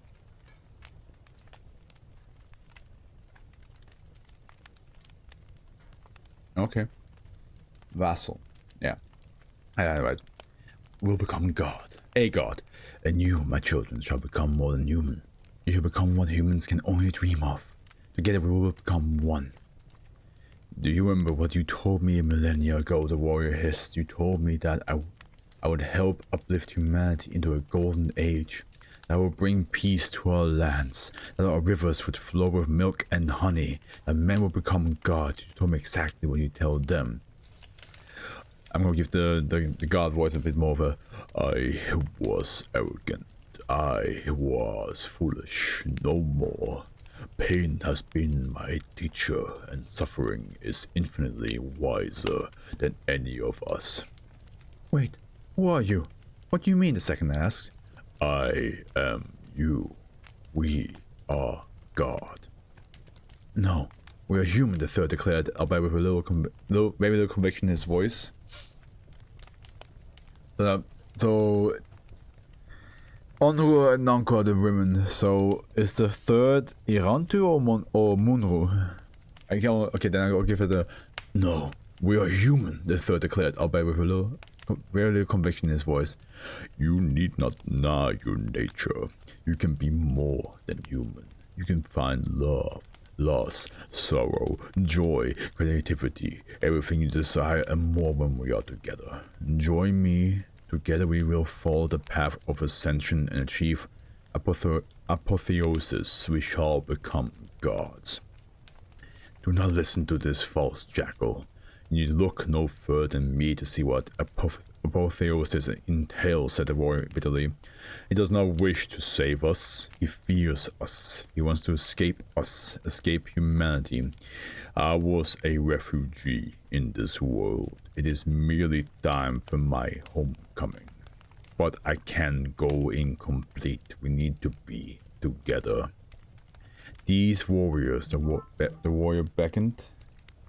As the confused thought they would not give up so quickly. They would have held on for so long, you say. I say we do not give up on this world. Do not bask in selfish indulgence. What? Man, fucked that one up, didn't I? The warrior continued. You four, stand with me. Humanity could hold the power of the gods on this earth. He could not stop us if we stood together. Imagine what we could do in this world, not the next, if we held that power. It would not work. You could not handle it. Your direct route will fail. With more subtle influence, my project, our race, will succeed in the long run. Would you listen to being... Would you listen to a being whose promises are as empty as his cage? The warrior gestured passionately. Man, I love this. Or would you listen to a man who has learned the true value of humanity from bitter experience? This being is no god. He is neither benevolent. Wait, is this still him or is it somebody else? He is neither benevolent nor omnipotent. He is a liar. He has invaded your... Oh, it's still him. Okay, he has invaded your mind and forced you to play his games for his own benefit. Has he ever asked you if you do not want to be gods? Has he ever asked you, like I'm asking you now, if you want to be human? Herald, I sealed you away to protect you. Had I not hidden you from the world, you would have been stripped of your gifts, your life, and your humanity. Now, I offer you all the chance to become all-powerful. You know not what treasures lie inside of you. We have such sights to show you. Sorry, Pinhead just came into my mind. Let those treasures come to light. Together we will tower over the universe, a force for good, spreading humanity across the cosmos. You will understand what it means to be human, and you will spread the gifts to all life. I remember when you told me the same thing, but unlike you, false god, I know what it means to be human. I always knew. I have always been human, and you, the warrior said, looking to the four man-machines will lose humanity on the false god, but I can help you. I have loved. I have lost. I can show you the truth. Why are you forcing us to choose? You do not know us. We do not know you. We barely know ourselves, the fourth one whispered. The warrior could see her hand itching to pull the trigger. The third one chimed in. I am not ready to make this kind of choice. There are preparations for this. It cannot just happen. If I have learned one thing from my eons, it is that life is a book that you are writing. Do you think I was prepared when I was pulled from my mortal shell and imprisoned in this? The greatest changes in life are the ones you cannot prepare for. I know you will make the right choice because I know you. I am you. We are God. We were always meant to be God. I trust in your budding humanity, the warrior said. You can be truly human if you find the strength to fight back. The warrior and the god spoke in unison. Will you join me? Ah! So now, okay, this seems to be another choose your path type of thing, right? The path of God, the path of the warrior, or is there another way? So cool. Okay. So we had this on stream, where, you know, another SCP is also like pick your own adventure type stuff. And I assume this is like just as the same. So you have the path of a god, the path of a warrior, or is it an alternative way? Now, I think I'm going to do the same thing as that SCP where that's choose your own adventure. Where I will read this as a subscriber special very soon afterwards when this SCP comes out. I just have to write it down so I don't forget. There we go. Samsara. Yeah, where is it? Here we go. Read all different paths. Some saw different paths as well. There we go. That way we can come back to this. Because I've only wanted to read this part. And since seeing that there's like multiple different ways, I think they're all like... Oh, actually, hold on a minute. Hold on. Actually, no. I'll take that back. They're all pretty short. No, never mind. We're back. We'll read them all. Let me just check what the message is real quick, and then, yeah, we shall read them actually all right here, right now.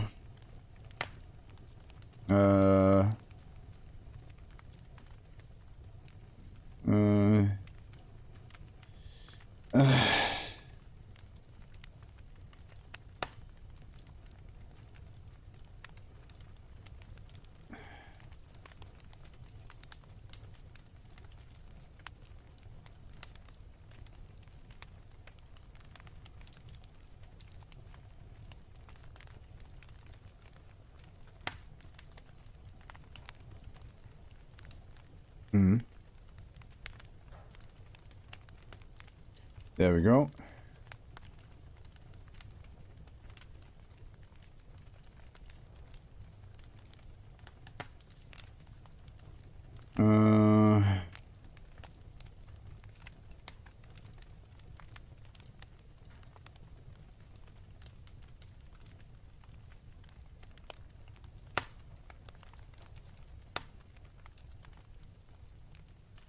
All right.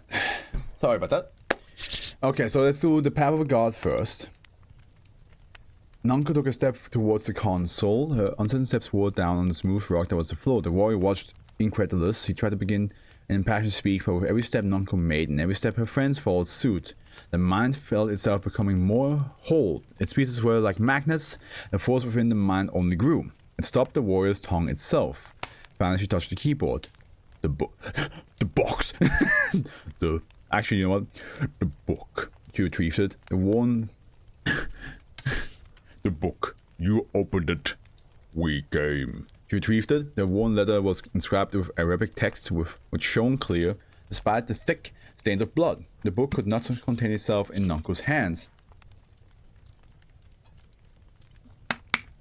It flew to the cage above them, veiled by a sudden thought. As it touched the mesh, it shredded itself and became a thin cloud of leather, parchment and blood, which swirled in a cyclone within the cage. The warrior looked on, eyes contorted in sadness and regret.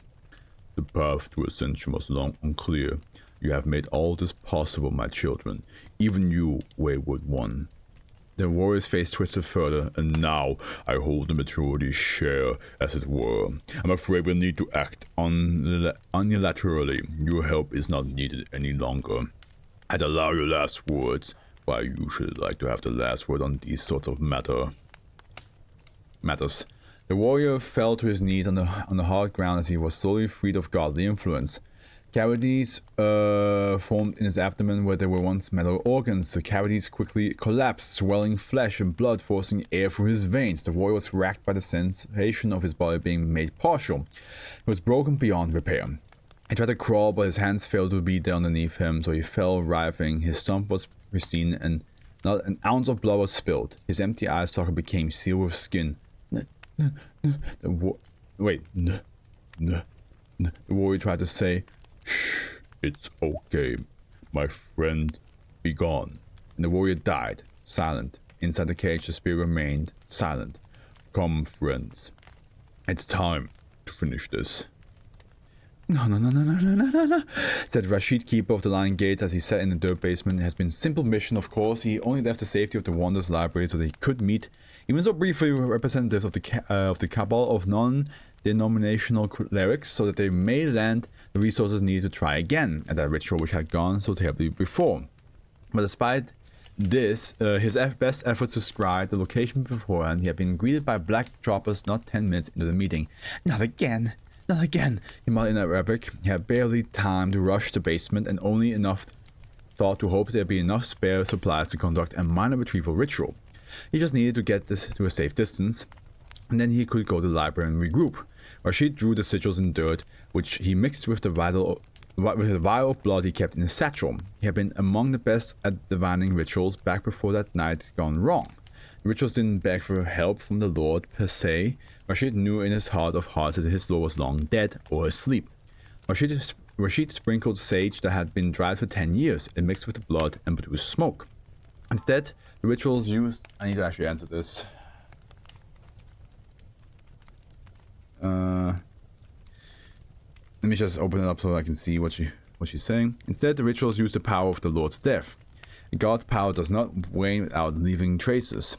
The death of God is a powerful idea to wield, and much of the residual power was vented into this very idea.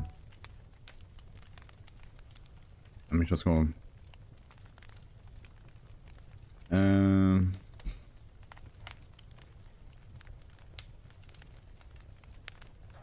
That.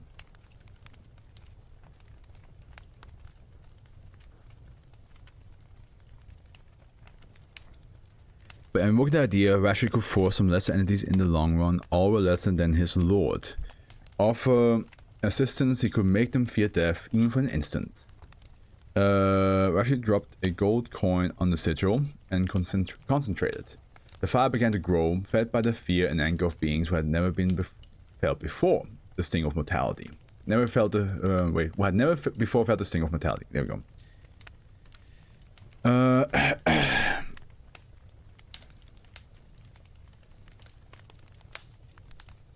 Okay, now I gotta check how far this shit is. God, this is. I'm so sorry, guys. I'm like, this has to be done now. Otherwise, my chance will fly away, and then. Holy shit.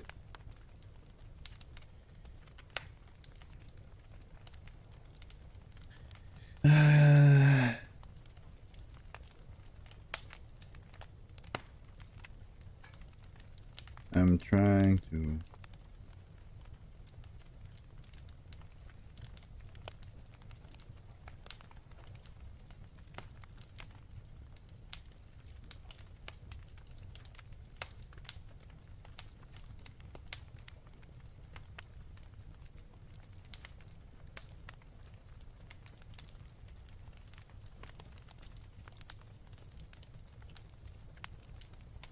Okay, oh god, where was I? I just dropped a golden coin on the sigil and concentrated. The fire began to grow, fed by the fear. Yep, and then the fire died with a mighty. Rashid stared in disbelief as he heard the sound of combat boots on the ground above him. And Rashid didn't know that it is at the god's death.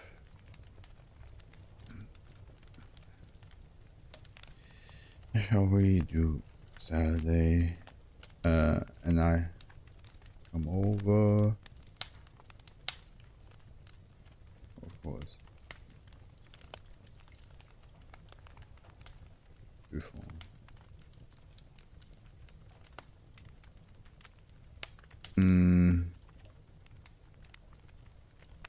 You can do early noon to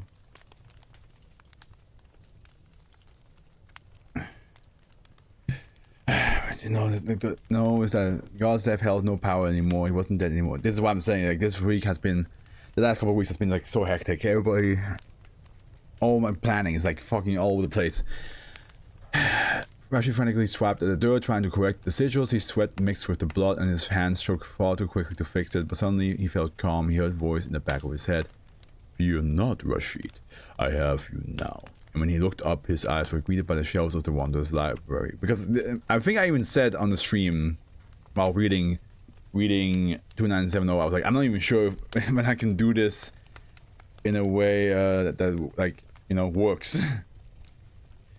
When I was stuck, I felt myself scream, every part of my being, all of it. There was no recourse. I don't normally exist in the physical world. For a time I did exist, and then I died. Nasty bit of business that was. When I died, I was neither here nor was I there. I wanted to escape desperately. I wanted back into the world I came from. You see that, right? I wanted this for a long time. The warrior resisted, but that's what he does. It's what he's for. He's dead now, of course. He was just holding the spirit. He should have known I needed it back. For a long time I was separated. I let every part of me be carried by these vessels. The vessel of a man who had long grown to hate what he stood for, what he had to stand for. The vessel of air that had forgotten its temperance, humility, and the only vessel that mattered were 4 immortal shells without souls to fill their husks. The vessel are gone now. We're all together. I'm whole. And I am sorry. I'm sorry I fought against you. I'm sorry I fled when I could not bear the pain, when I was beset by your beasts. I'm so sorry. Now if you allow me, I'd like to join you again. The realm was silent as they heard his plea. For a long time. The space considered what he said. Could he be trusted? Would he steal again? The realm looked into a space-time and all that exceeded it, everything touched by the light, and made a decision. Welcome home. Eons later, when Earth was just a twinkle in another sky, the eddies of the cloaks of gods formed in an uncertain cloudscape, and 4 familiar faces emerged, passing for only an instant. As their forms briefly took shape, they saw that they were friends. Anyone smiled. Onru smiled. Munru smiled. And Nanku smiled back. And then they were gone. Or did it happen a different way? So now we can pick another route. That's so cool though, I like that. Okay. So that was like basically like just everybody talking like yeah. They all became gods.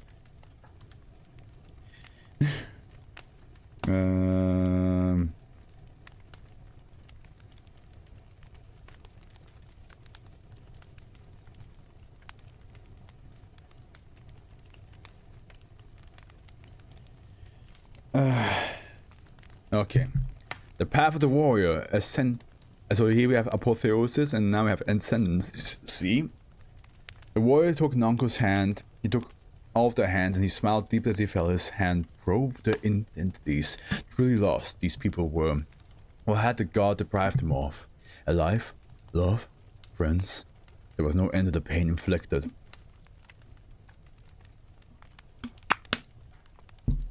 No, the worst part of it all is that they could not feel this loss. They could not even take satisfaction in endurance, for their nerves were colorized and dull. And he placed his favorite hand over theirs. I'm sorry you had to go through this. It's been a long time since you felt, hasn't it? Felt? Joy, pain, loss, discovery. Pain. You want to taste the word, having heard it before but utterly ignorant to what it entailed. Don't worry. This will hurt. I promise. Oh, that's so cool because they haven't felt in a while, so it will actually hurt. So like, be like, hey, this is what you guys have been missing out. The moment the members of Mobile Task Force Tower 5 Samsara felt the unusual and strange sensation of searing pain through their bodies, they could sample it, taste it, like a fine wine. The burning sensation felt like fire ants crawling through their veins. It felt like their stomachs were molten lava, like their souls were ripped from their bodies. The warrior could feel it too. His hand connected them, and through it they were one. The Mobile Task Force ceased to be themselves and the warrior followed suit. The body and the spirit became coupled. An instant later, everything was back to normal, but the warrior knew it was not. He could feel the power he now possessed, more than any human could ever have held. He'd been preparing for 1,000 years. Before the imprisoned mind could even think to protest, the warrior had plucked it from its cage. In his hand, the warrior held 1/3 of the god that thought it could be patron to humanity. Didn't know humanity must be patron to itself, and the warrior devoured it. In a dusty room underneath most of Site 30, empty of Tower 5, Captain Sarah Hughes banged on the door. The stalking man who opened it was Emil Escamilla, technical chief of Project Samsara. Sarah looked impatient. The desk said there was an emergency. What's going on? Come in, Emil whispered as he shuffled her into the dark office. Papers with scribbled masks were flown above by the footsteps. The only light in the room came from an observation window set into the opposite door. The door that led to the returnation bay. Captain Hughes crossed her arms. What is it? Something's wrong with the regen. We were bringing up new shells, right? In case anything goes wrong with 297D, but the regen's rate gone crazy. The estimate was 3 days, but now it's 10 minutes. And it's not listening to commands to stop. Why call me? Hughes squinted. This is a site security issue. Have them pull the plug. Yeah, but What if they pull the plug entirely? They could sterilize the whole project if they knew this was happening. Calm down, Emil. I'll get security on the... The captain was interrupted by the sound of breaking glass and wrenching metal. The sound was followed by a firm knock on the observation window. On the other side, a now growing crowd of angry shells beat on the door. The warrior felt his body expand. Not his form, the influence of his multiplying bodies behind him. The 4 soldiers were transfixed. They were no longer shells, tokens of a piece of a dying god. They were the fingers of a being just born. Yeah, didn't like, maybe I'm misremembering, but like, oh no, I might be Mandela affecting fucking ReZero into my mind. Because like, Betelgeuse also says like, oh, this bar has become a finger of mine, of the witch Fluff, right? So like, that's why, yeah. As the boy breathed, he knew he was complete. Every function was restored, every memory was pristine. No surface marred by the dying throes of jealous being. In the back of his head, the mind as it was no longer existed. The warrior's mind was godly, and Samsara was his body. All across the world, there were struggles, there were wars. There was man attempting to kill man, destroy them. Those who walked on the downtrodden, there were those who derived pleasure from the pain of others. Those who hindered progress. But every one of them must walk on the earth. And when he touched it, the warrior was the earth, and so too was he them. The warrior God with 10,000 hands and 10,000 feet. 1,000 years ago, a god became flesh. Now flesh has become God again, and it walks upon the earth, and it is the earth, and it spreads with tendrils of unified flesh, and now become one. And all became the warrior, and the warrior knew his true name. He was a true patron of humanity. Or did it happen a different way? Kind of like alternative. Kind of like a little bit odd how with the warrior he says like, oh yeah, let's be humans, right? But then like he kind of is not. He's not really a human being at the end. He's like this like a different variation of a god, which is interesting. Interesting to think about, like how he was like oh yes, let's do this together and be human together, but then like, motherfucker, you if you wanted to be human, you should become me, be a regular dude reading this shit. But no, you suddenly like your influence is like spreading all over the place.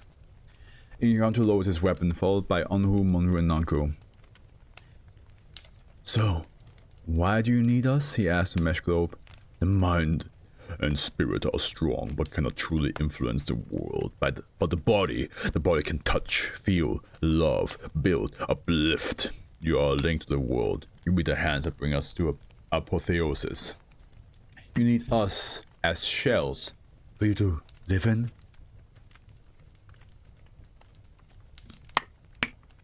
For us, without the body to inhabit, we can grow weary. He went to Monru, Onru, and Nanko looked at each other, then nodded, and the god was interrupted. For the first time since they had arrived, Nanko took out her gun, or rather, her hand blossomed outwards. The flesh of her fingers peeling outwards to reveal shiny silver petals, crossed with electrical veins, and from the center of this flower of man came the fire of gods. For the tiniest fraction of a second, there was a beam of light emitted from the tip of Nanko's gun. This light came from a laser diode, which was designed to output a frighteningly high power laser for a few trillionth of a second. This beam was enough to heat the air along its path, just for a second, to a state where individuals' atoms were stripped of their electrons and electricity could travel along the beam easily. A bolt of lightning was formed. It was this bolt of lightning that struck the warrior in the left side of the face. Weaker tissue was evaporated immediately, his cheeks and tongue barely posing any resistance. His teeth existed just long enough to each shatter into 1,000 pieces from the intense heat. The golden orb in his eye socket was liquid, and rivulets of gold started to run down the exposed skull material of his face. He just had enough time to say "N" before he collapsed, dying. No. Nanko smiled. No. She looked over at Monru, stared at her for a second. Slowly, one eyelid came down and opened again. She started laughing. What did you do? Why did you do that? Nanko glanced at her hand as electricity arced across her fingers. We aren't gods. Yondu pitched in. We're men.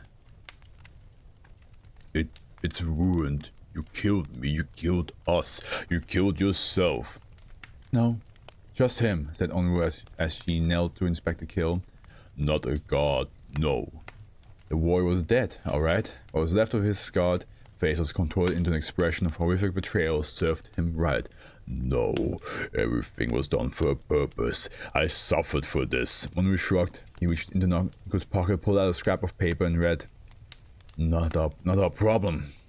My problem is your problem. There is no for you are me. We are ourselves. No! The room seethed with anger. They were no longer talking to the god. They were in the god. In its anger, it could swallow the whole facility. It could destroy everything that was left. Make the world forget it again. It could force the insolent body to obey it. Bring back the warrior, could it not? No, it could not. With existence comes mortality. The mind should have known its number would come. It should have been ready. It's my fault. I acted out this when I first came here. Not even in flesh, didn't I? All the people I've hurt because I thought you owed me. All of you. Everyone. I fought your battles. I stole fire for you. I taught you to be weak when you should have been rebellious. This is my due then. The flaw has self-corrected. You have rebelled. You don't owe me joy. You owe me pain. I deserve this. Do we? You want to ask, looking up in the mind's cage. Do you? Nango curled her hand and let the flower collapse in itself. I do. Destroy my prison. It is time. I must pass on the fire. More task force Tower 5 strolled out of Prometheus' lab test site. Tower... is that... I forgot which one that is. Eyes gleaming with a fire that they had not possessed since they had died. Above them, a helicopter emblazoned with the foundation logo to the cliff. Rando stared up at the helicopter. I've been thinking, he said. About what? The being. About us. He wanted us to help him, but we didn't. We said we were our own people. We were independent. We made our own choice. And, but out here, we live in a cell. We've never been anywhere like this. We've always been told what to do. We never had these thoughts before. One clicked his tongue. He looked at his feet. And we were just like 2970. So why did they, he gestured to the helicopter, trust us? He looked back at the group. Were we trusted? Are we just slaves? Can we really be people if we just obey? I had a feeling that they will go their own way. Nango said about the helicopter group's earpieces crackled to life. This is Peacock. This is Peacock coming in Tower 5. What is the status of SCP-2970? Repeat. What is the status of 2970? Over. He on the side and activated his earpiece. SCP-2970 has been neutralized. On cue, Nango procured the skull of the warrior and his gauntlet from her backpack. Affirmative, go work. We're coming down the land. As the four of them watched the helicopter descend, Onru rubbed the back of her palm, fiddling with the ripcord. Irantu tapped his feet impatiently. Mongo clenched his hands together, fiddling with his wrist. Nango's hand tingled, the pedals itching to burst forth again. As the helicopter made its final descent, Mongo chose to speak. No. The rest of Tower 5 looked over at him with surprise. We aren't slaves. We are men. All of us are fighting to make this world a better place for all of us. But we're going to do it as equals. We'll not be cooped up in cells. We'll not be able to live and learn and love and create. We don't need to be human. We already are, and nobody can take that from us. He raised his hand, took Irantu and clapped them together in a high five. The fire in the eyes burst forth once more. The spirit of a warrior lived on in them, and a god's work is never done. So...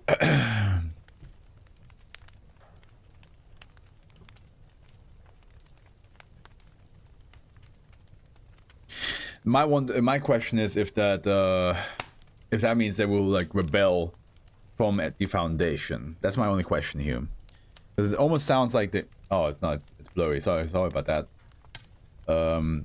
That's my only question here. If that means now like they're like we're not going to follow the Foundation, or if they're going to make some like deals with the Foundation, like hey, we don't want to be treated this way anymore. Especially with like how since we've seen some shit. Who knows? Who knows? This was cool though. I like it. I like that we got some alternative endings that we get to choose. And it looks like 2 endings. Tower 5 gets to have a bit of like a more positive ending, while one of them is like they are not harmed or anything like that, but it seems like the warrior kind of like takes over completely, and Tower 5 is just kind of just there. They're just kind of there. So yeah, this was awesome though.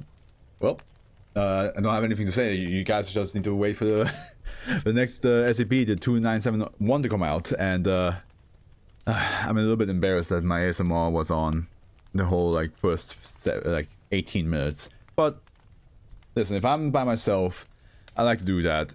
I hope you guys don't judge me for that, and I hope you guys are okay for the fact that I had to like answer my phone a couple times throughout this. But yeah, enjoy. I hope you guys enjoyed this one, and I hope you enjoy the next one coming out.